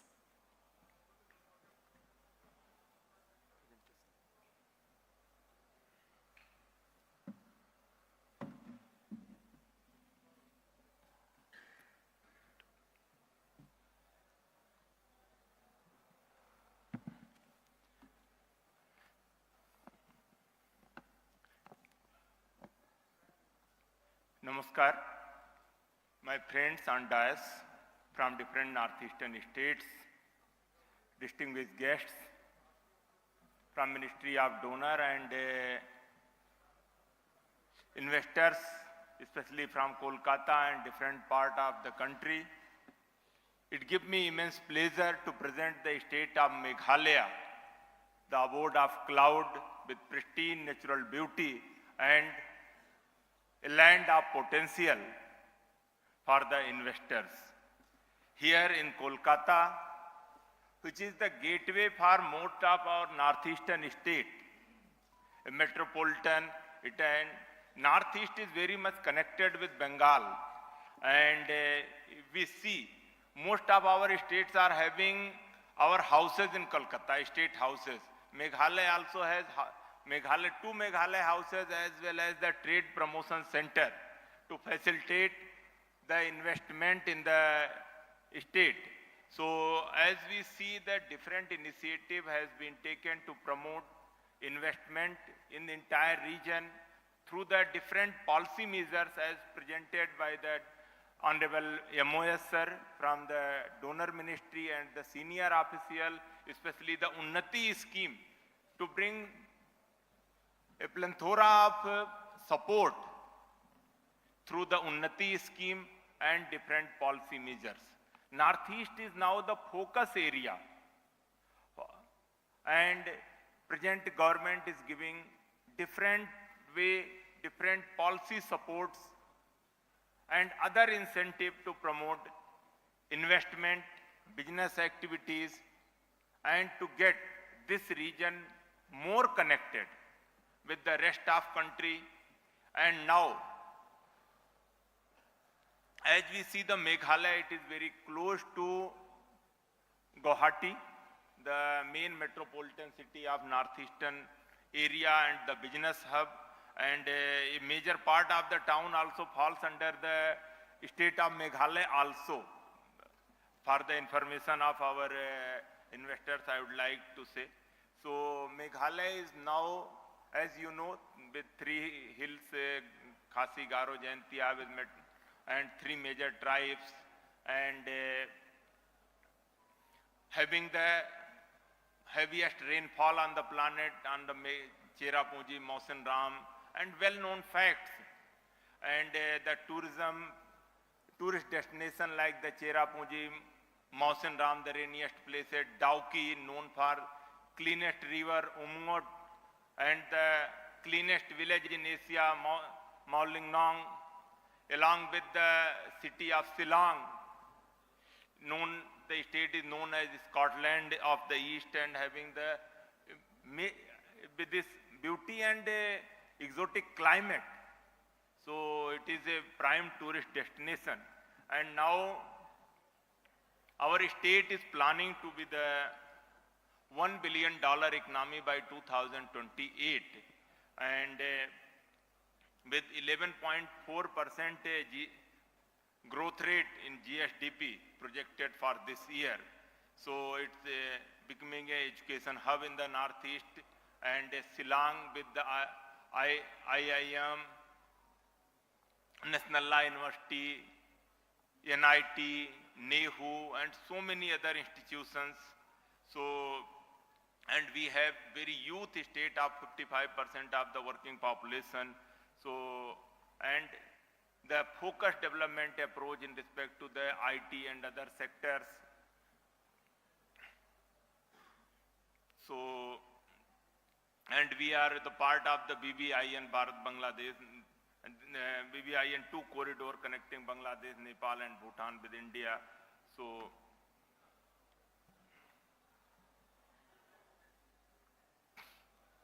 and we are looking for the private sector investment opportunities about $1 billion. So Meghalaya is very focused with the different policy measures, and we have the investor-friendly policies. We have unified the investment portal with fast-track approvals. We have the focused Invest Meghalaya Authority to facilitate the investment in the state, and dedicated team to facilitate investors and online grievance redressal, and to provide all the infrastructure and land banks, which is a big challenge. So very focused approach from the government side to promote the investment in our state. So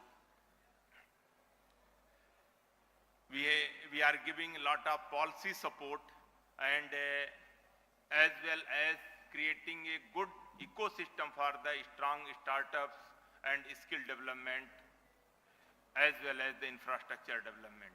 If you see, we are having the 10 industrial estates, and already having 400 acres industrial area, and plus 263 acres more are being process of allotment.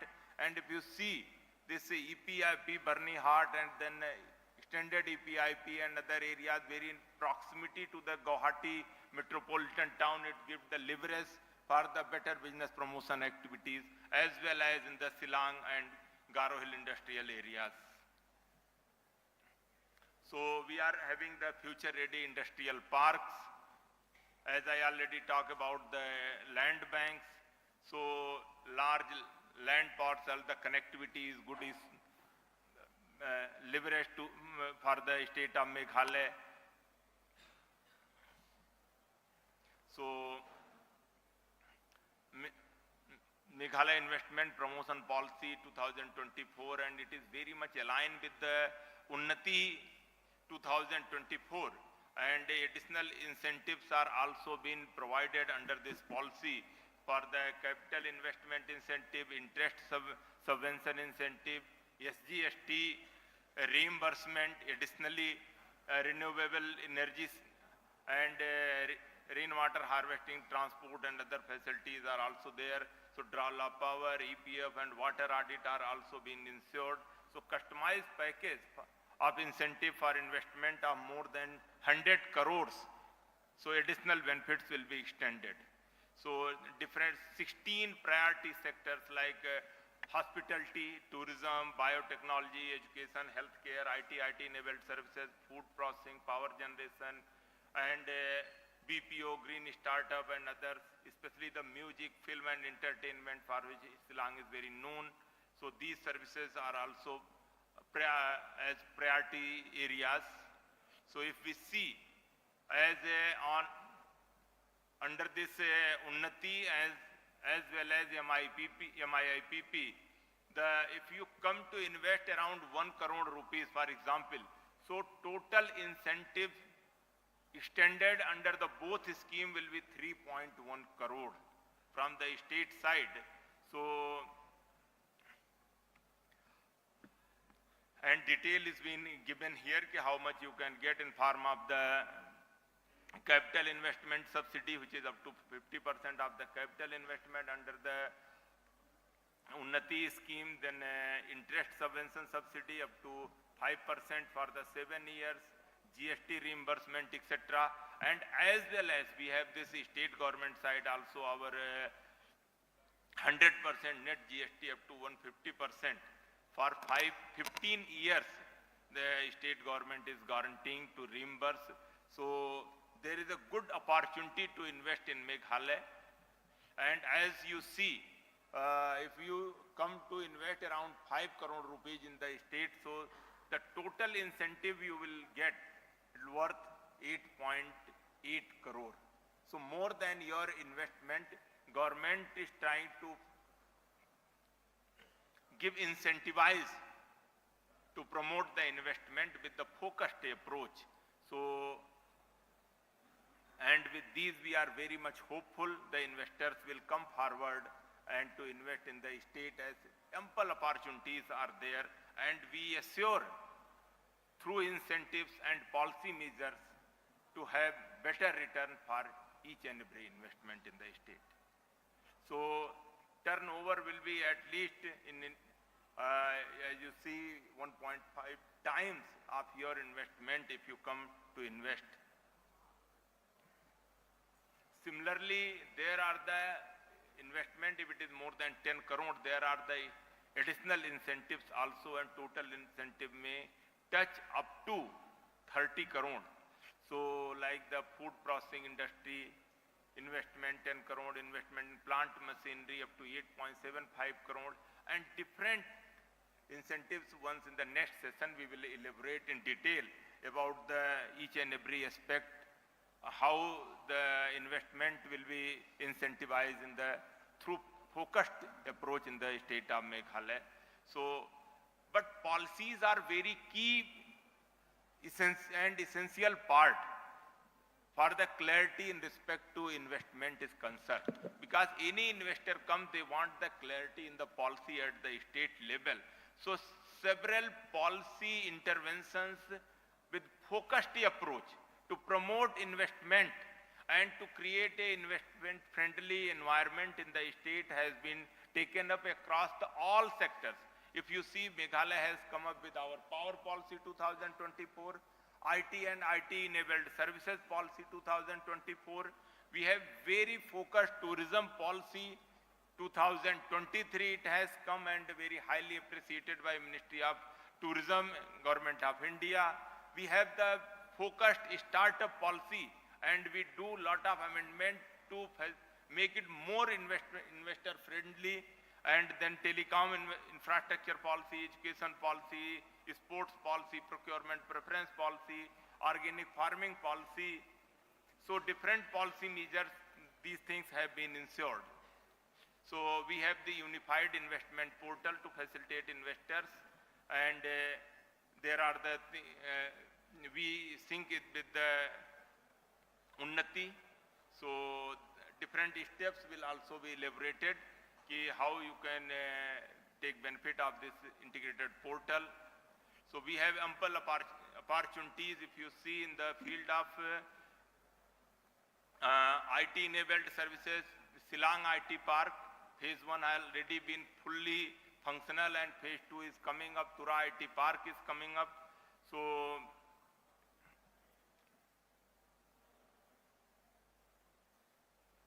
and if you see that different companies already functioning like the HDFC, Medicine, Tech Digital India Private Limited, 24x7.ai, iMerit and so many others in the phase 1, and spaces are pre-booked when the phase 2 is coming up. So IT is having ample opportunity, and state has come up with this iMerit scheme for the at Silang Technology Park. So in that we have around 200 plus global clients, and it has 83% plus NPS score and 2 billion data point. So these are the few glimpses of IT Park 2 and Tura IT Park.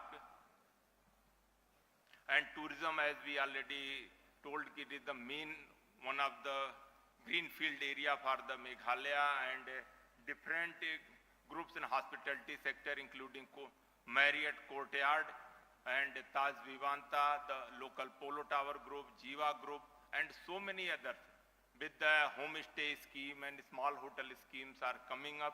So tourism is main area where number of footfall is also increasing, as we have shown in our presented video also.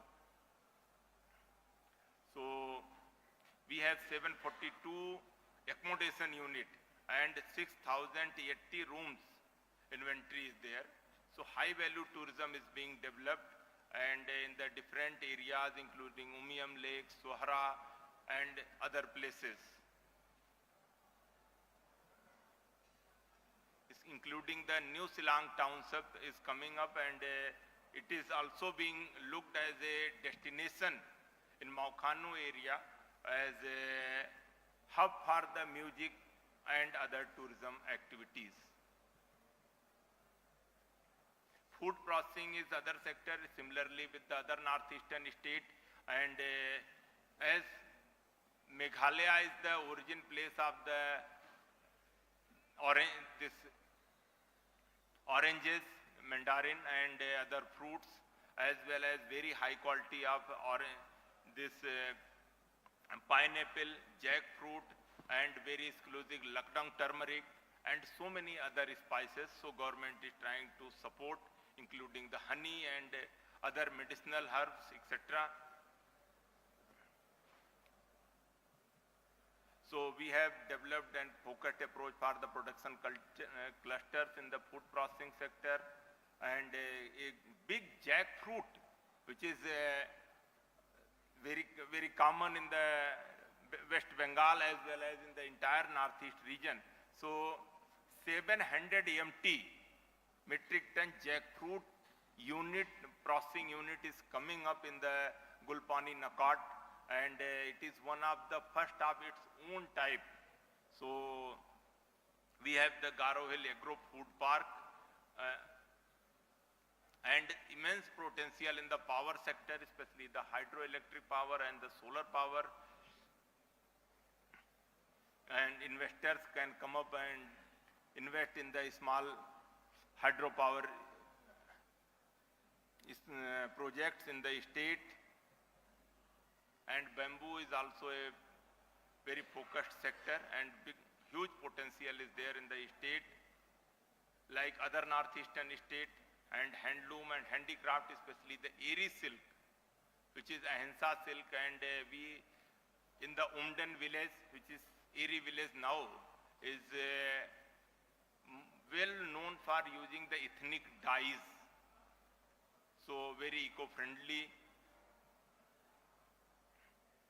So Meghalaya is very focused to build a brighter future, and an investment-friendly ecosystem to facilitate the investment, especially in the health sector, also education sector, as well as in the different HRD sectors, and the music. Lastly, we come the music and festival is the, and as well as sport. Shillong is very well known, so we have the very well known international icons, and they did their performance in the Shillong and is known as the rock capital as well as the music capital in the Northeast. So it has immense potential in each and every aspect. So I would like to invite the investors to come forward, and Meghalaya, the abode of cloud, is open to all the investors. Let us work together. Thank you so much. Thank you very much, sir. And after Meghalaya, moving on to the state of Mizoram. Ladies and gentlemen, we'll be watching a video first, and then I'll be requesting Ms. Ramdin Liani. She is the Special Secretary, Horticulture and Agriculture and Farmers Welfare Development Department, Government of Mizoram. Can we have the video, please? Welcome to Mizoram, a picturesque state nestled in the northeast part of India, known for its breathtaking scenery, rich culture, and warm-hearted people. Mizoram is not just a beautiful destination, it is an emerging investment hub with immense potential. It is strategically located in the northeastern region, sharing national boundaries with the states of Assam, Manipur, and Tripura, and international boundaries with Bangladesh and Myanmar. The capital city of Aizawl is a modern city well connected by flight from New Delhi, Kolkata, and Guwahati. Mizoram offers significant investment potential across a range of sectors, particularly in agro-based industries, food processing, IT-enabled services, tourism, and sports. In the food processing sector, Mizoram offers unique agricultural products that have been accorded geographical indication tag, such as the Mizo bird-eye chili and the Mizo ginger, which have unique taste and aroma. In addition to these, the state's organic by default produce presents untapped opportunities for investors in the food processing and hospitality industries. Notable among these are spices like turmeric, as well as vibrant fruits like dragon fruit and passion fruit, both of which are visually appealing and offer distinct flavors. The government of Mizoram has launched its flagship program called the Mizoram Banakai, or Handholding Scheme, on 19 September 2024 to not only provide collateral-free bank loans with full interest subvention to entrepreneurs and agriculturists, but also to focus primarily on boosting the production and processing of key agricultural products, including the aforementioned Mizo ginger, Mizo chili, and turmeric.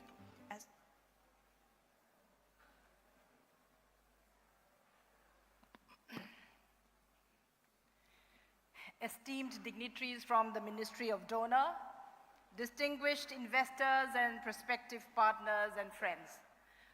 Mizoram, a state rich in culture, natural beauty, and agricultural resources, offers a wealth of investment opportunities. Mizoram, the last frontier in the southern tip of the Northeast, remains a largely uncharted territory, and even those of you sitting in this hall perhaps don't have much to say about Mizoram, except perhaps for our intriguing bamboo dance, or our traffic discipline, a few of our outstanding footballers and sports persons, or something you might have read somewhere in someone's journal or article. Mizoram is still so unknown that even our traditional shawls pass off as Naga shawls in Delhi. And till today, some of the correspondences that we receive from ministries from the Government of India still address us as Aizawl, Manipur. So it is in this context that I thank the Ministry of DONER for their relentless effort to showcase the uniqueness of each state of the Northeast and their investment potential. I also take the privilege to reintroduce Mizoram to you and enlighten you all about some key sectors in Mizoram which have strong growth and investment potential. Before I go to our state's USPs, let me first talk a bit about tourism.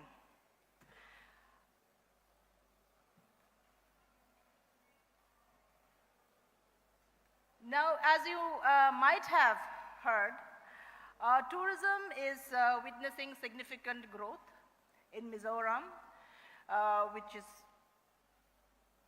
known for its picturesque landscapes, a rich culture and heritage, and an educated English-speaking and IT-savvy youth. Unlike other countries which have wonderful man-made and synthetic objects and destinations of touristic interest, Mizoram has natural pristine beauty, clean air, perennial rivers, and lush green forests, where you can trek and recharge not only your lungs, but your mind and body. We have rich flora and fauna, countless varieties of orchids, and a simple, hospitable people. As tourism expands, the need for skilled professionals in the hospitality industry becomes ever more pressing. So, recognizing the requirement of capacity building, the state government has established infrastructure for an institute for hotel management at Boong Bangla, Aizawl, which is about 12 kilometers from the heart of Aizawl city. The facility, with separate academic and hostel blocks, is available for investors interested in skill development, especially in the hospitality sector. The institute can also serve as a regional hub for skill development, creating opportunities and fostering the state's tourism sector. As I say this, may I introduce the Director Tourism who has come with us today. She is Ms. Lalro Dingi. She is OSD to the Chief Minister and also Director Tourism. So in case of any queries, please feel free to contact her. And we also have an 18-hole golf course that has been developed over the past few years at Thanzol, which is known for its lush green landscapes and strategic location. It is an ideal site for a world-class golf course and resort. And Thanzol's serene environment and climate makes it perfect for golf and resort tourism, creating a unique experience for visitors. And as the demand for premium leisure destination grows, there is an excellent opportunity to create a high-end sustainable destination for tourists and corporate retreats. This investment can attract domestic and international tourists, tapping into the luxury travel market. Now, coming to the state's USPs, I would like to stress, among the other things, on Mizo ginger. Now, Mizo ginger, particularly two varieties, Thing Pui and Thing Lai Dum, the first and the third variety shown here, stand out as one of the most distinctive and high-quality ginger varieties in India, and it is now recognized with the prestigious GI tag. The GI tag affirms its unique qualities and origin, making it a valuable commodity both domestically and internationally. There is an increasing global demand for organic, authentic, and high-quality spices, and Mizo ginger, with its GI tag and high oil content, is positioned perfectly to tap into this trend. So buyers from around the world are constantly seeking premium ingredients for gourmet cooking, natural health products, and innovative food processing. The ginger variety stands apart from others due to the unique soil and climate conditions of Mizoram, which enhance its aroma, taste, and potency. These distinguishing features make it highly sought after by consumers and businesses in the food, spice, and pharmaceutical industries. Investing in the processing, packaging, and export of Mizo ginger could open new revenue streams. With growing global demand for organic and high-quality spices, Mizo ginger has the potential to be a premium export product. Supporting local farmers and building the necessary infrastructure for ginger production could provide significant returns. Now, I would like also to say that we are currently harvesting ginger in the state, and our expected harvest for this year is a whopping 14 lakh quintals, which is very, very high for a small state like Mizoram. And because the state government has announced a support price for the farmers, and also for the first time ever in our history, the state government has aggregated all the ginger that is grown in various parts of the state to a central stock point at Aizawl. It is a wonderful one-time opportunity for interested buyers of ginger. So this is an opportunity that investors should not miss, because the state government is paying a very high price for transporting. You know the logistics issues in the Northeast. And the state government is aggregating it at Aizawl, bang along the national highway, to ease the problem of logistics that buyers normally face. So this is an opportunity that you should not miss, and take it from the Secretary of Agriculture and Horticulture. The state government will probably not afford to repeat this exercise in subsequent years. So this is the time to act. Coming to Mizo chili, this also has a GI tag. And the Mizo chili is known for its distinct heat and flavor, offering a unique selling point in the spice market. It has the potential to become a specialty product, especially with the growing trend of consumers seeking authentic and regional flavors. So you can see, I'm not going to read this out. These are the pros for Mizo chili. Our tiny Mizo bird eye chili is transported all the way to Asia's largest chili market at Guntur, Andhra Pradesh, to spice up the spices there. So by establishing a market for Mizo chili, both in India and abroad, investors can tap into the growing demand for spicy and flavorful food. Now coming to sports. Mizoram is a powerhouse of sporting talent, and it has a strong sporting culture, especially in football, basketball, and traditional sports. The state's youth are passionate about sports, and there is a growing potential for both grassroots and professional sports development. So as you can see, these are the products that a small state like Mizoram has made. So by investing in various sports infrastructure, so these are the football academies on the left that you see, the SYS Football Academy, Lungle, the Regional Sports Training Center at Kolasip. So by investing in our sports infrastructure, such as our stadium, training facilities, and youth development programs, there is an opportunity to nurture and professionalize sports in Mizoram. The state could host regional and national tournaments, further enhancing its visibility as a sports hub. Additionally, collaborating with brands and sponsors could open revenue avenues while encouraging talent development in the state. And saying this, may I also introduce Mr. Henry Lalronkima. He is the Secretary of the Mizoram State Sports Council. And if there's any query regarding these investment potential, kindly contact him after this function. Now coming to the last point, we also, so these are some of the infrastructure that has been created by the state government. Coming to the last point, the garment and fashion industry.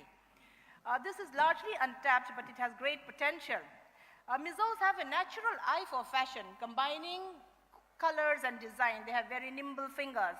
So the growing demand for eco-friendly and sustainable fashion presents a prime opportunity for innovation in this sector. So we have, in our Industrial Growth Center, we have apparel and garment making centers. There are 2 buildings there with 200 machines available on rent or lease.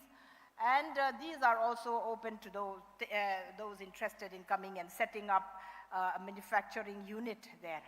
So to conclude, due to paucity of time, I will not talk about bamboo, as that has been much talked about in various other fora. So I will conclude by saying that Mizoram offers a diverse and a range of investment opportunities across key sectors that can generate both financial returns and social benefits. And by investing in these areas, you can tap into the state's growing economy, help create employment, and contribute to the development of a region with immense untapped potential. Thank you. Thank you so much, ma'am. Now moving on towards the state of Nagaland, may I have the honor of requesting Mr. David Kire, OSD, Investment and Development Authority of Nagaland, Government of Nagaland, to kindly come up to the podium and present the presentation, and post his presentation, we'll be watching the video.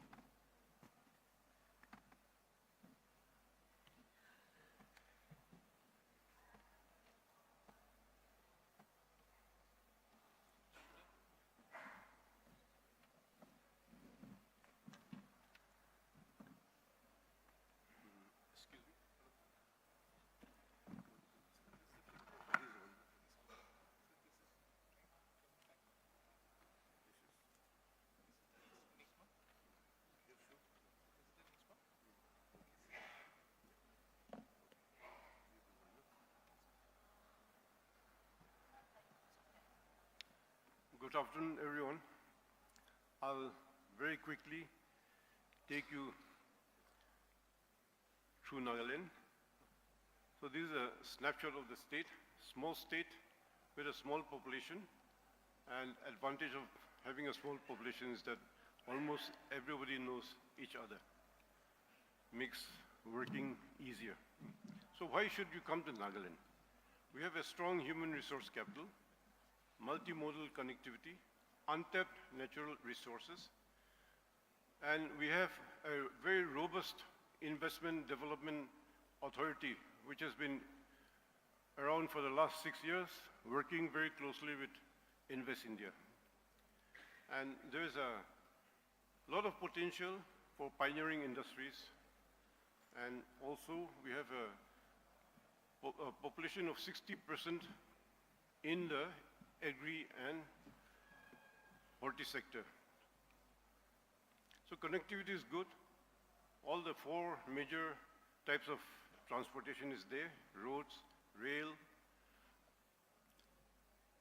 air, and also the waterways. By this, we also feel that we are gateway to Southeast Asia. The Asian Highway #1 passes through Nagaland to various countries in Southeast Asia. So talking about the human resource, we have a very young population, multilingual, and they are accessible and trainable. That's what we bang upon, and 79.55% is having high literacy. So 33% of our population is again under 20 years. So this is again another big advantage. This is a picture of our young people, happy and smiling faces. Now, we talk about untapped natural resources. So all our natural resources, magnetite, coal, cement-grade limestones, oil and natural gas, all these are running into millions of metric tons, and these are untapped, waiting for investors to come and tap them. Then again, we have 5% of the total bamboo growing stock in India. 22 different bamboo species are there with us, and also we have mapped around 650 indigenous species of medicinal and aromatic plants. So these are the 3 focus sectors that I'll talk about: tourism, agri and allied sector, and the handloom and handicrafts. So tourism, we have the 10 days annual Hornbill Festival, and this draws tourists from all over the globe. This is in its 25th year. Then along with this tourism, the Hornbill Festival, we also have another small festival because of the visit of the Amur falcon to Nagaland. They come and stay with us for about 1 month, and it is during the time that a lot of tourists come from all over the country. So these are the few pictures of our various colorful traditional dresses.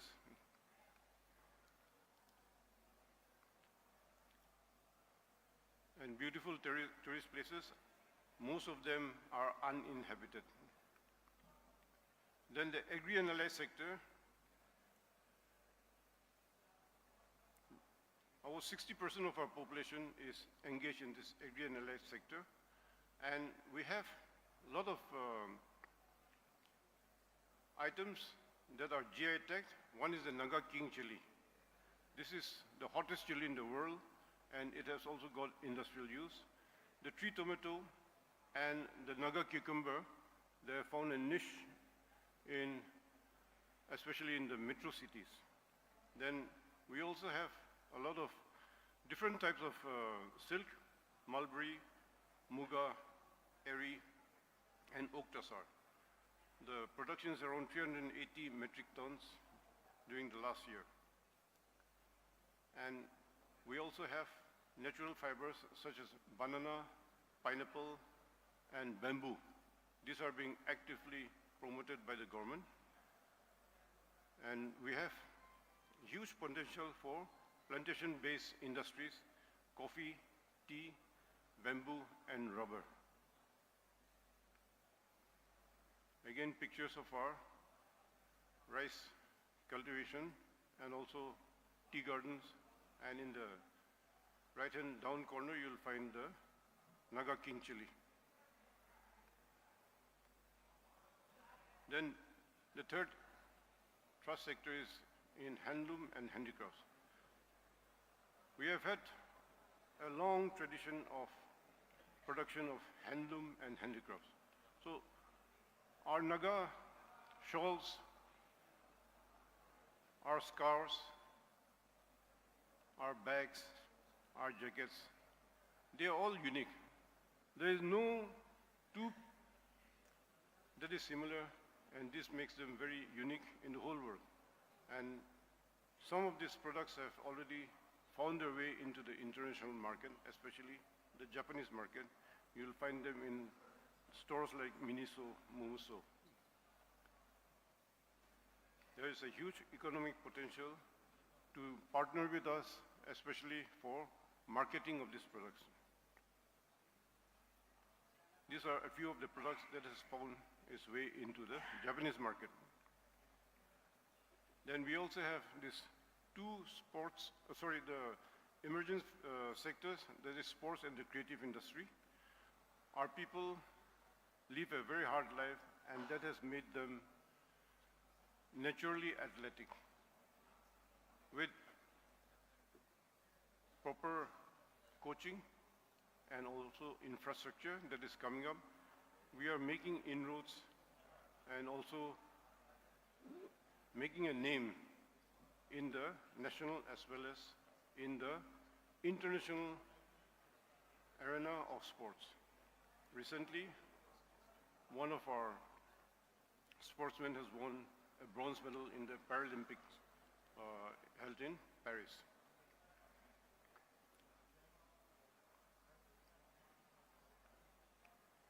Then the creative industry. This is something unique to Nagaland. Nagaland has declared music as an industry. And with this, we are actively promoting music.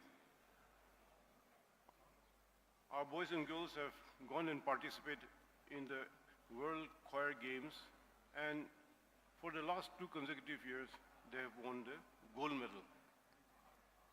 As far as talent is concerned, we are ranked 3rd in the talent index, and the rich cultural heritage has also given a fertile ground for creative enterprises to flourish. The cosplay that is associated with Japanese culture is in its 10th edition, and the Embassy of Japan has also taken note of this, and now they are coming and actively promoting cosplay in Nagaland. Another sector that is coming up is the startups, gaming startups, where one of our unit has already won the upcoming Game of the Year award at the India Game Developer Conference. FIM is something new, but it has also made its mark in the national scene. Few of our documentaries and films produced in Nagaland are already well recognized and well loved by the public. Now, to support all this ecosystem, we have got a robust policy, startup policy, tourism policy, bamboo policy, IT policy, water policy, and also the Unnati scheme has already been introduced. As we speak now, half an hour back, our assembly has already passed the industries and investment policy in the assembly today. So this has definitely opened up the doors for investment into Nagaland. A few of the other policies are in the pipeline, like the logistic policy, women entrepreneurship policy. Investment policy that I'm talking about has already been passed just half an hour back. Land bank guidelines, food processing policy, Service Delivery Guarantee Act.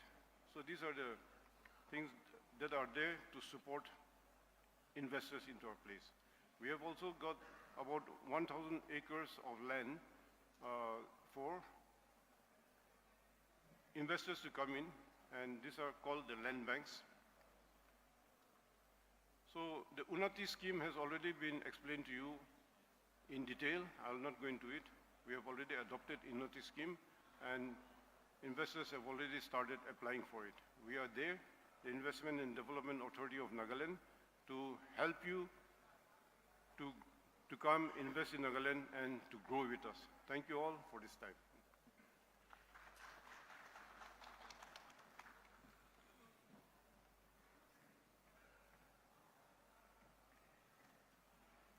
All right, ladies and gentlemen, now moving on towards the state of Sikkim. And I'll be requesting Mr. Gopal K. Chhetri, Joint Secretary, Government of Sikkim, to kindly present the presentation.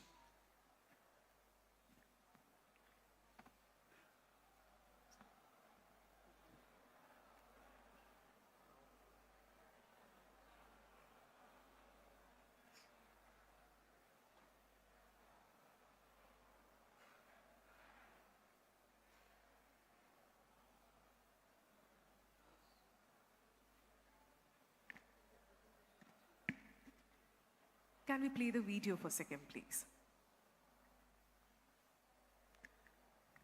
Welcome to Sikkim, a land where breathtaking landscapes and unmatched investment opportunities come together. Explore the Sikkim Industrial and Investment Policy 2024, a transformative initiative crafted to elevate your business in some of the most potential and promising sectors. Dive into our focus areas of sustainable tourism, organic farming and tourism, clean and green energy, green hydrogen, AVGC, XR, animation, VFX, gaming, comics, extended reality, films and media, pharmaceuticals and biotechnology, health and wellness, education, smart cities and real estate, IT and ITs, climate change mitigation, traditional medicine systems, textiles and fashion design, border trade routes and pilgrimage, recreation and entertainment. Ease of doing business has never been simpler. Enjoy streamlined approvals with our state single window portal and dedicated investment facilitation cells at both district and state levels. Regulatory simplification. Navigate reduced regulatory burdens with transparent online approvals. time-bound clearances, benefit from timely approvals with deemed clearance if deadlines are missed, all supported by our robust IT system. Incentives that make investing in Sikkim even more appealing. 1. SGST reimbursement. Claim up to 75% for 10 years on finished products. Micro enterprises up to 250% of fixed capital investment. Small enterprises up to 200%. Medium and large enterprises up to 150%. 2. Stamp duty. Enjoy up to 50% reimbursement or exemption up to rupees 25 lakhs. Women entrepreneurs receive 100% exemption up to rupees 50 lakhs. 3. Research and development. Get up to rupees 10 lakhs reimbursement for international patents with flexible claims during the policy period. 4. For those investing in our frontier economic zones in Mangan, Soreng, Gyalching and Namchi, enjoy free land rental for up to 5 years, promoting balanced and equitable growth. Complementing the state's industrial policy is the Unnati Scheme 2024 of the DPIIT under the Ministry of Commerce and Industries, Government of India, tailored to supercharge your investment. Under the visionary leadership of Prime Minister Shri Narendra Modi and Chief Minister Shri Prem Singh Tama, Sikkim proudly presents the Unnati Scheme 2024.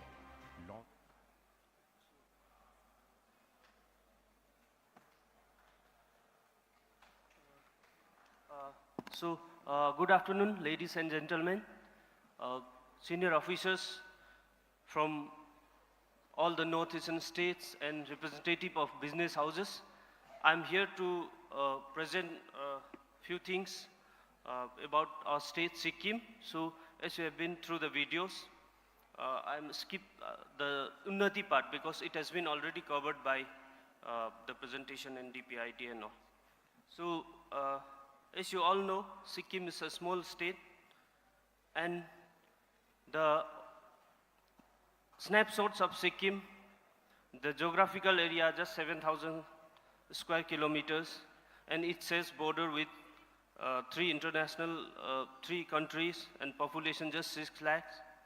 And GSTP, highest in the country, as it has been mentioned already.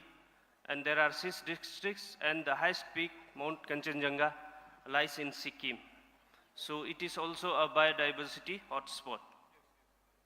So approach to Sikkim, National Highway NS10, and all the districts are well connected by road, and the airport, currently the nearest airport is Bagdogra, but the airport in Pakyong, it was commissioned and operational, but due to some technical reasons, it has been suspended, and very soon, within 2-3 months, it will be fully operational. And then Sikkim will be directly connected with Kolkata, Delhi, Guwahati on a daily basis.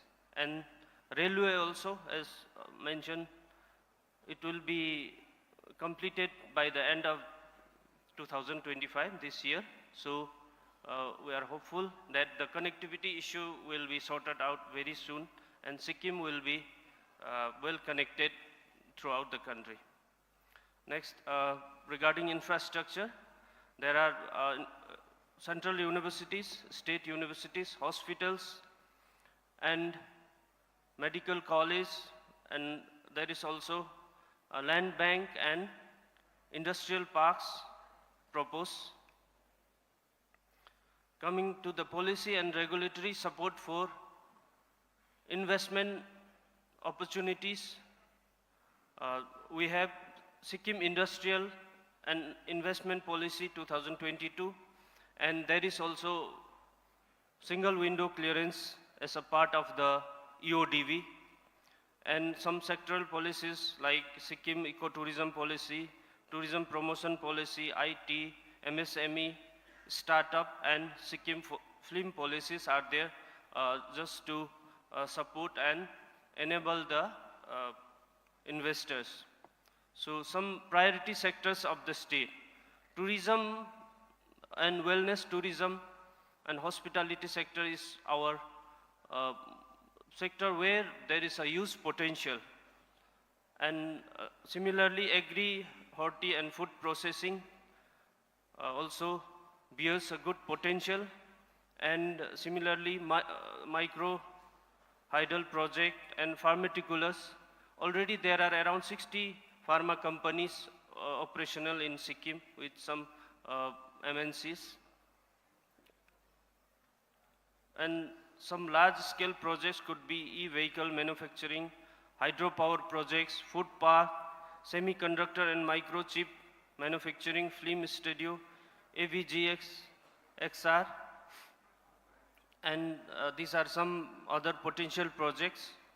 Few to mention: heli tourism, sports academy, 5-star luxury hotels, and wellness and spa, logistic parks, film studio, and so on. So government incentives, Unnati is there for Sikkim also, like any other northern states, and Sikkim industrial and investment policy, where a host of benefits which has been already covered in the video. So why invest in Sikkim? Sikkim is a very peaceful state, and the climate is very cool and suitable for tourism and other activities. And it is one of the first certified organic state. So the organic products like large cardamom, orange, ginger, they are of very high value, and there is a huge potential in their processing and branding and marketing. So Sikkim also have the highest working population with good English speaking and qualified people, highest per capita income. So this much. Thank you for your patience hearing. Thank you very much, sir.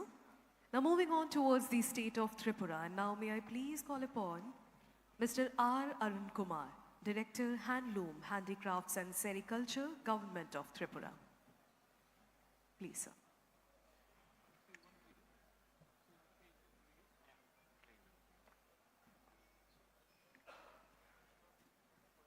Can we have the video for Tripura? Welcome to Tripura, a land of breathtaking beauty, rich culture and heritage, with immense opportunities. Located in the northeastern part of India, Tripura is a hidden gem waiting to be discovered.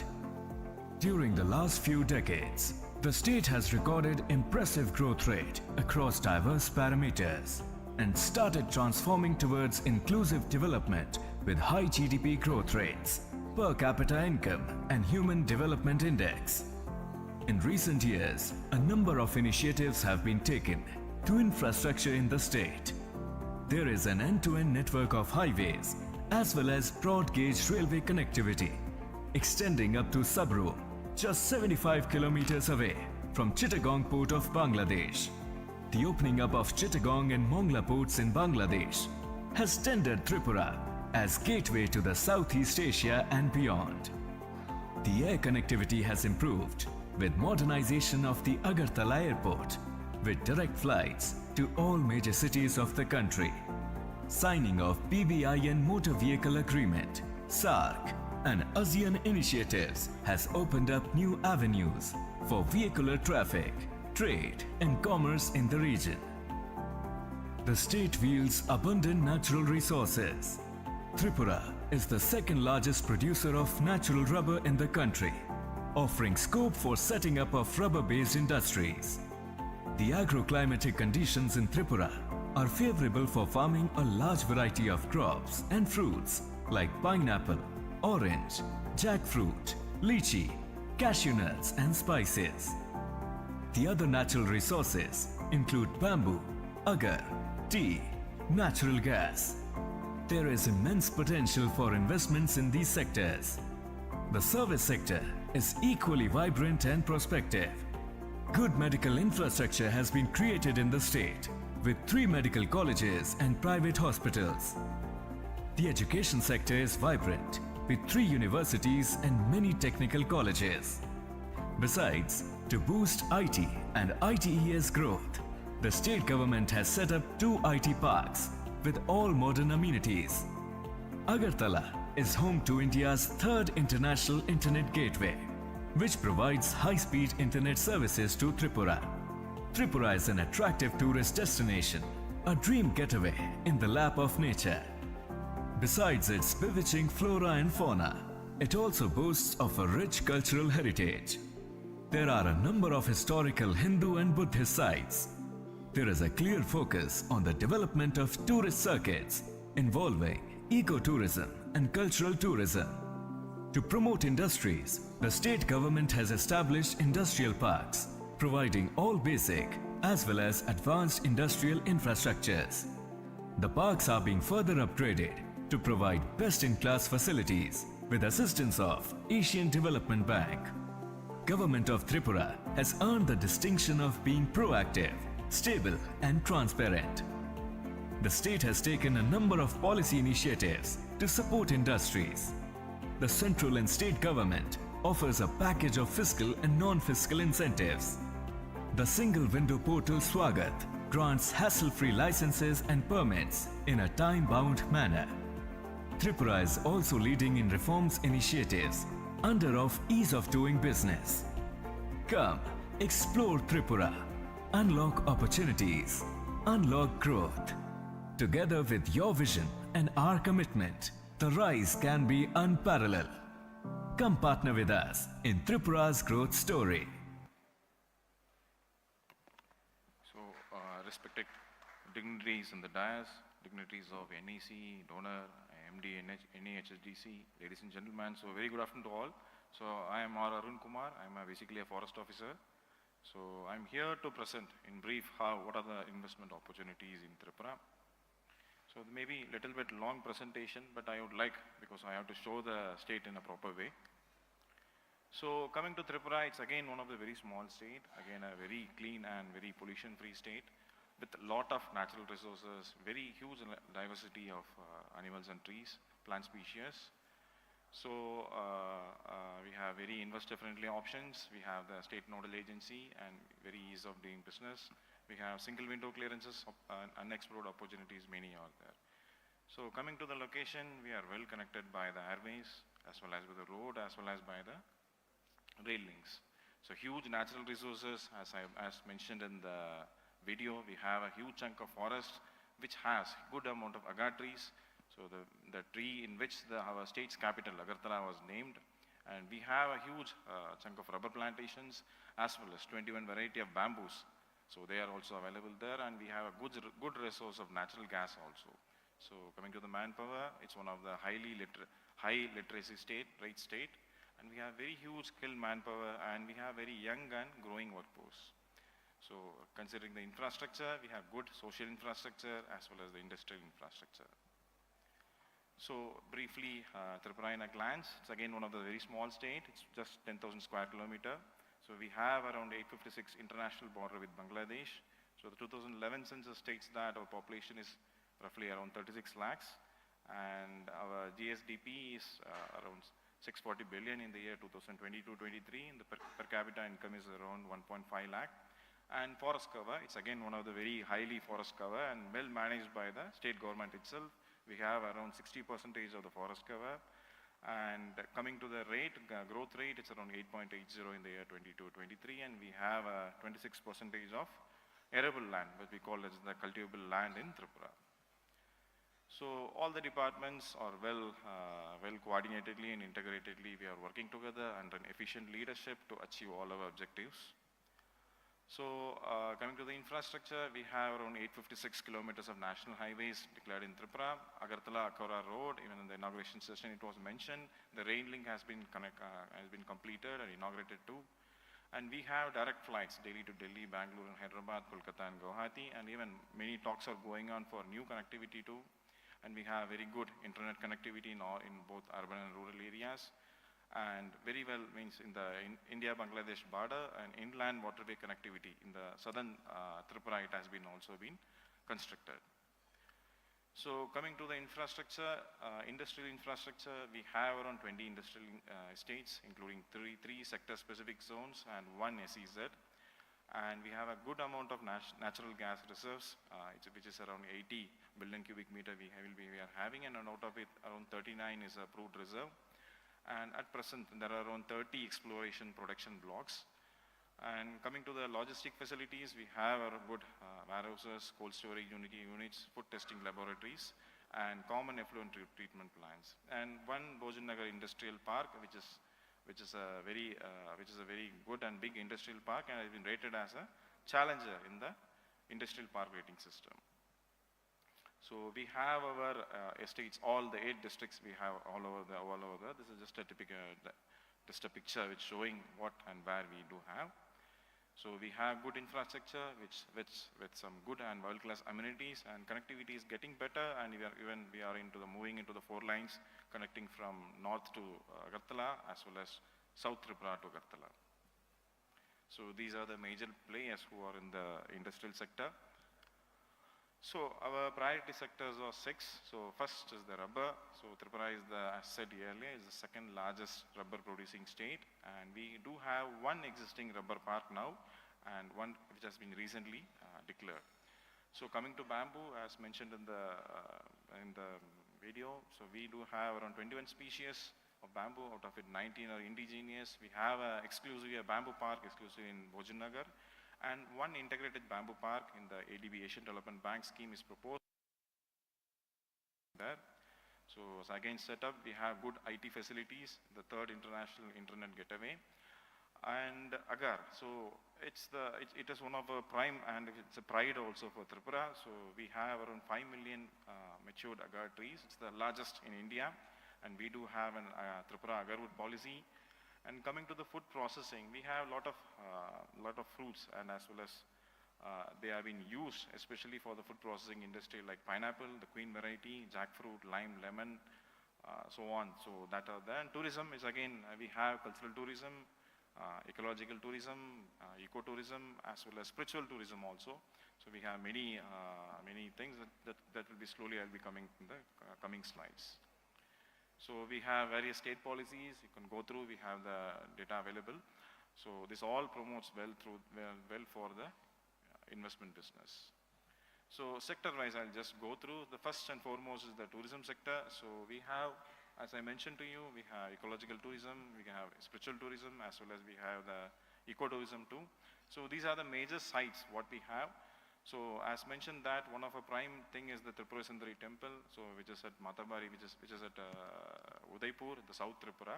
In addition to the spiritual tourism, this temple has a small pond.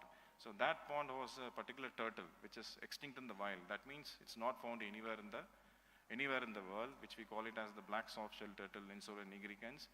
So getting this site into more tourists, not only good for the particular area, also involves in the conservation of that particular species. So one of our prime area is this Dombur Lake, which we like to invest. People can come over that. It's not far away from Agartala. It's hardly 120 kilometers. So it has around 47 islands and has good water sporting, fishing, jet skiing, bird watching potentials are there. So this is a small video I'll skip because of the shortage of time. So what we require there is we just want to convert into an international standard jetty with a space for at least 50 boats, which has to be made, and establish a heliport so that the connectivity becomes easy. And we want to develop that entire island in this way. It should have an entertainment zone, eco-sensitive islands, residential zone, meditation and yoga zones, and shopping zone. Accordingly, we want to develop. So any investments will be good. So IT, as already have been mentioned in that, so we have a good IT network, and we have a startup policy in 2024. So 8 technical university colleges are onboarded in the NGI network, and 1 dedicated incubation center is there, and 35 college student projects are being supported, and 3 college students projects are being converted into startups too. So what we need is, where the investments can be done is, the main thing is we need is there's AI in citizen service delivery and citizen benefit delivery. This is the prime thing we need. And other things like BPO call center, data center, IT in agriculture and food processing, advanced citizen grievance management unit, IT parks, IT in tourism, medical demand, and this also, the investments are welcome. So skill education, as has already been mentioned, it's a state with a lot of skill which can be developed. So we do have NIT, we have a Tripura Institute of Technology and Triple IIT in Triple IIT. We do have medical colleges and other colleges, private universities, and many new colleges like Law University, Forensic Sciences University, all are coming up slowly.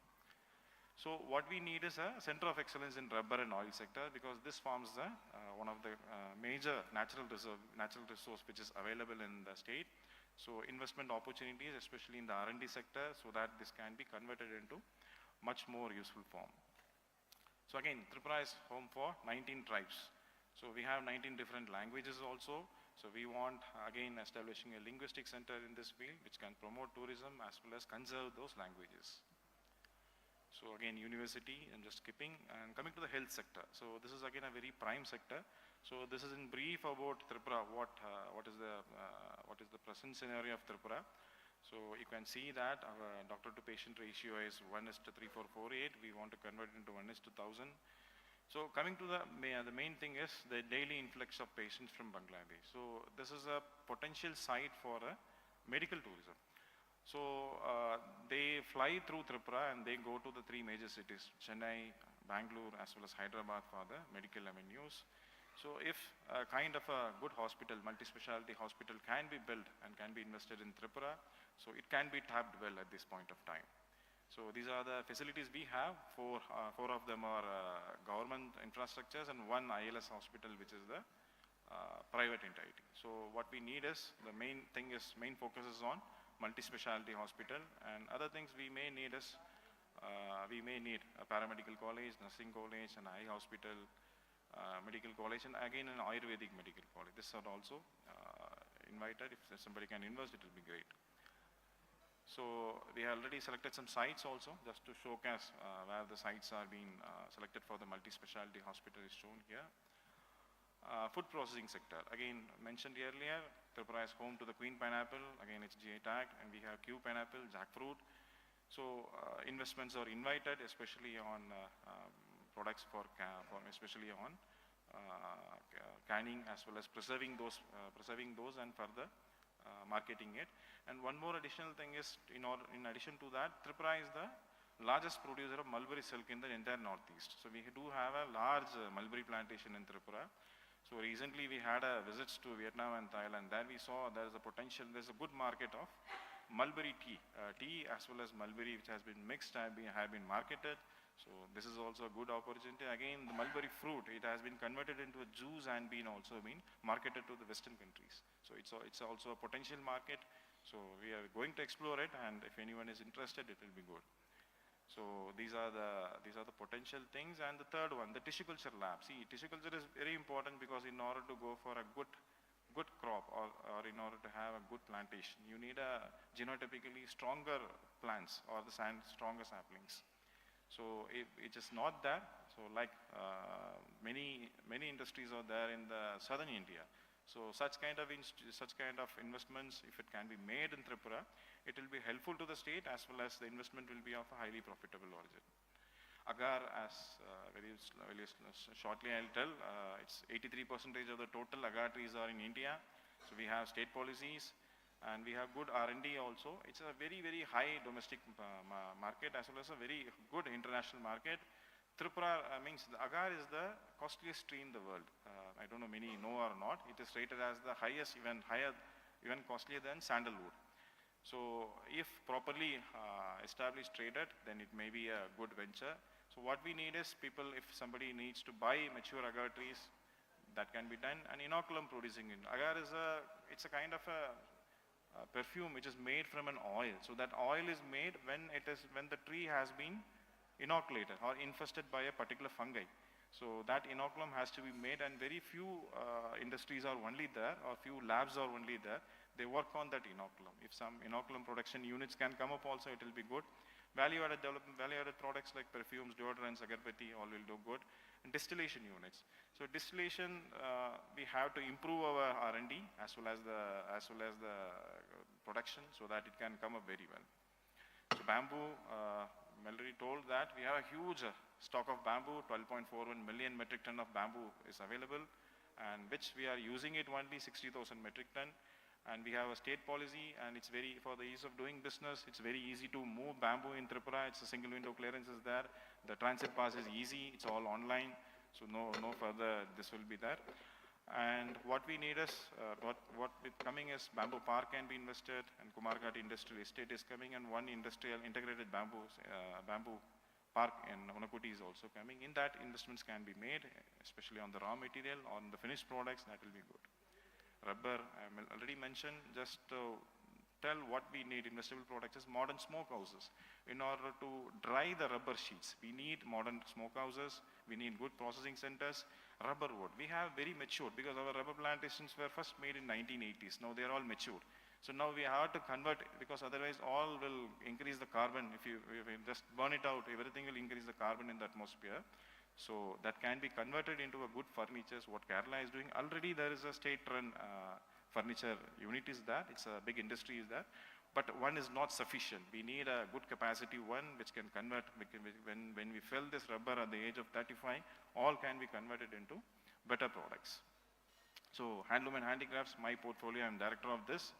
So we do have, like other states of Northeast, we do have a very strong handloom and handicrafts from all over the state. We have around 1,37,000 weavers, and we have around some, again 1 lakh handicraft artisans are there.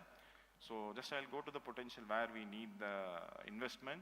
So this is one thing. As I mentioned about the pineapple, initially we do have. So pineapple fiber is not made anywhere in India. So normally we normally take it from the other countries. So this is one of the potential. Our state government is slowly taking it up on a smaller scale, but if it can be invested with someone, it will be the first time in the entire India. On a larger scale, it can be made. Banana we do have, other states do have that. And what we further need is, we need a dyeing house and a reeling unit for silk. We do produce silk. So in this year, we are venturing into the business of eri and muga also. So that will be also an additional one. And marketing through e-platform. So we don't have a proper e-platform, especially for marketing the handloom and handicraft products. And in that also some investments can be made, will be good. So that's all, little bit more, but just I want to tell what I have come for. So thank you all. Thank you so much, sir.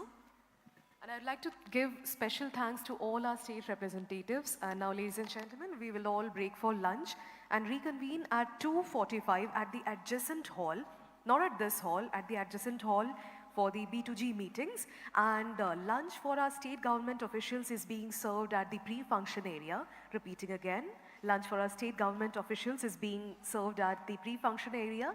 And for all other esteemed guests, it's being served right here. So thank you so much for being with us, and let us all meet again at 2:45. Thank you.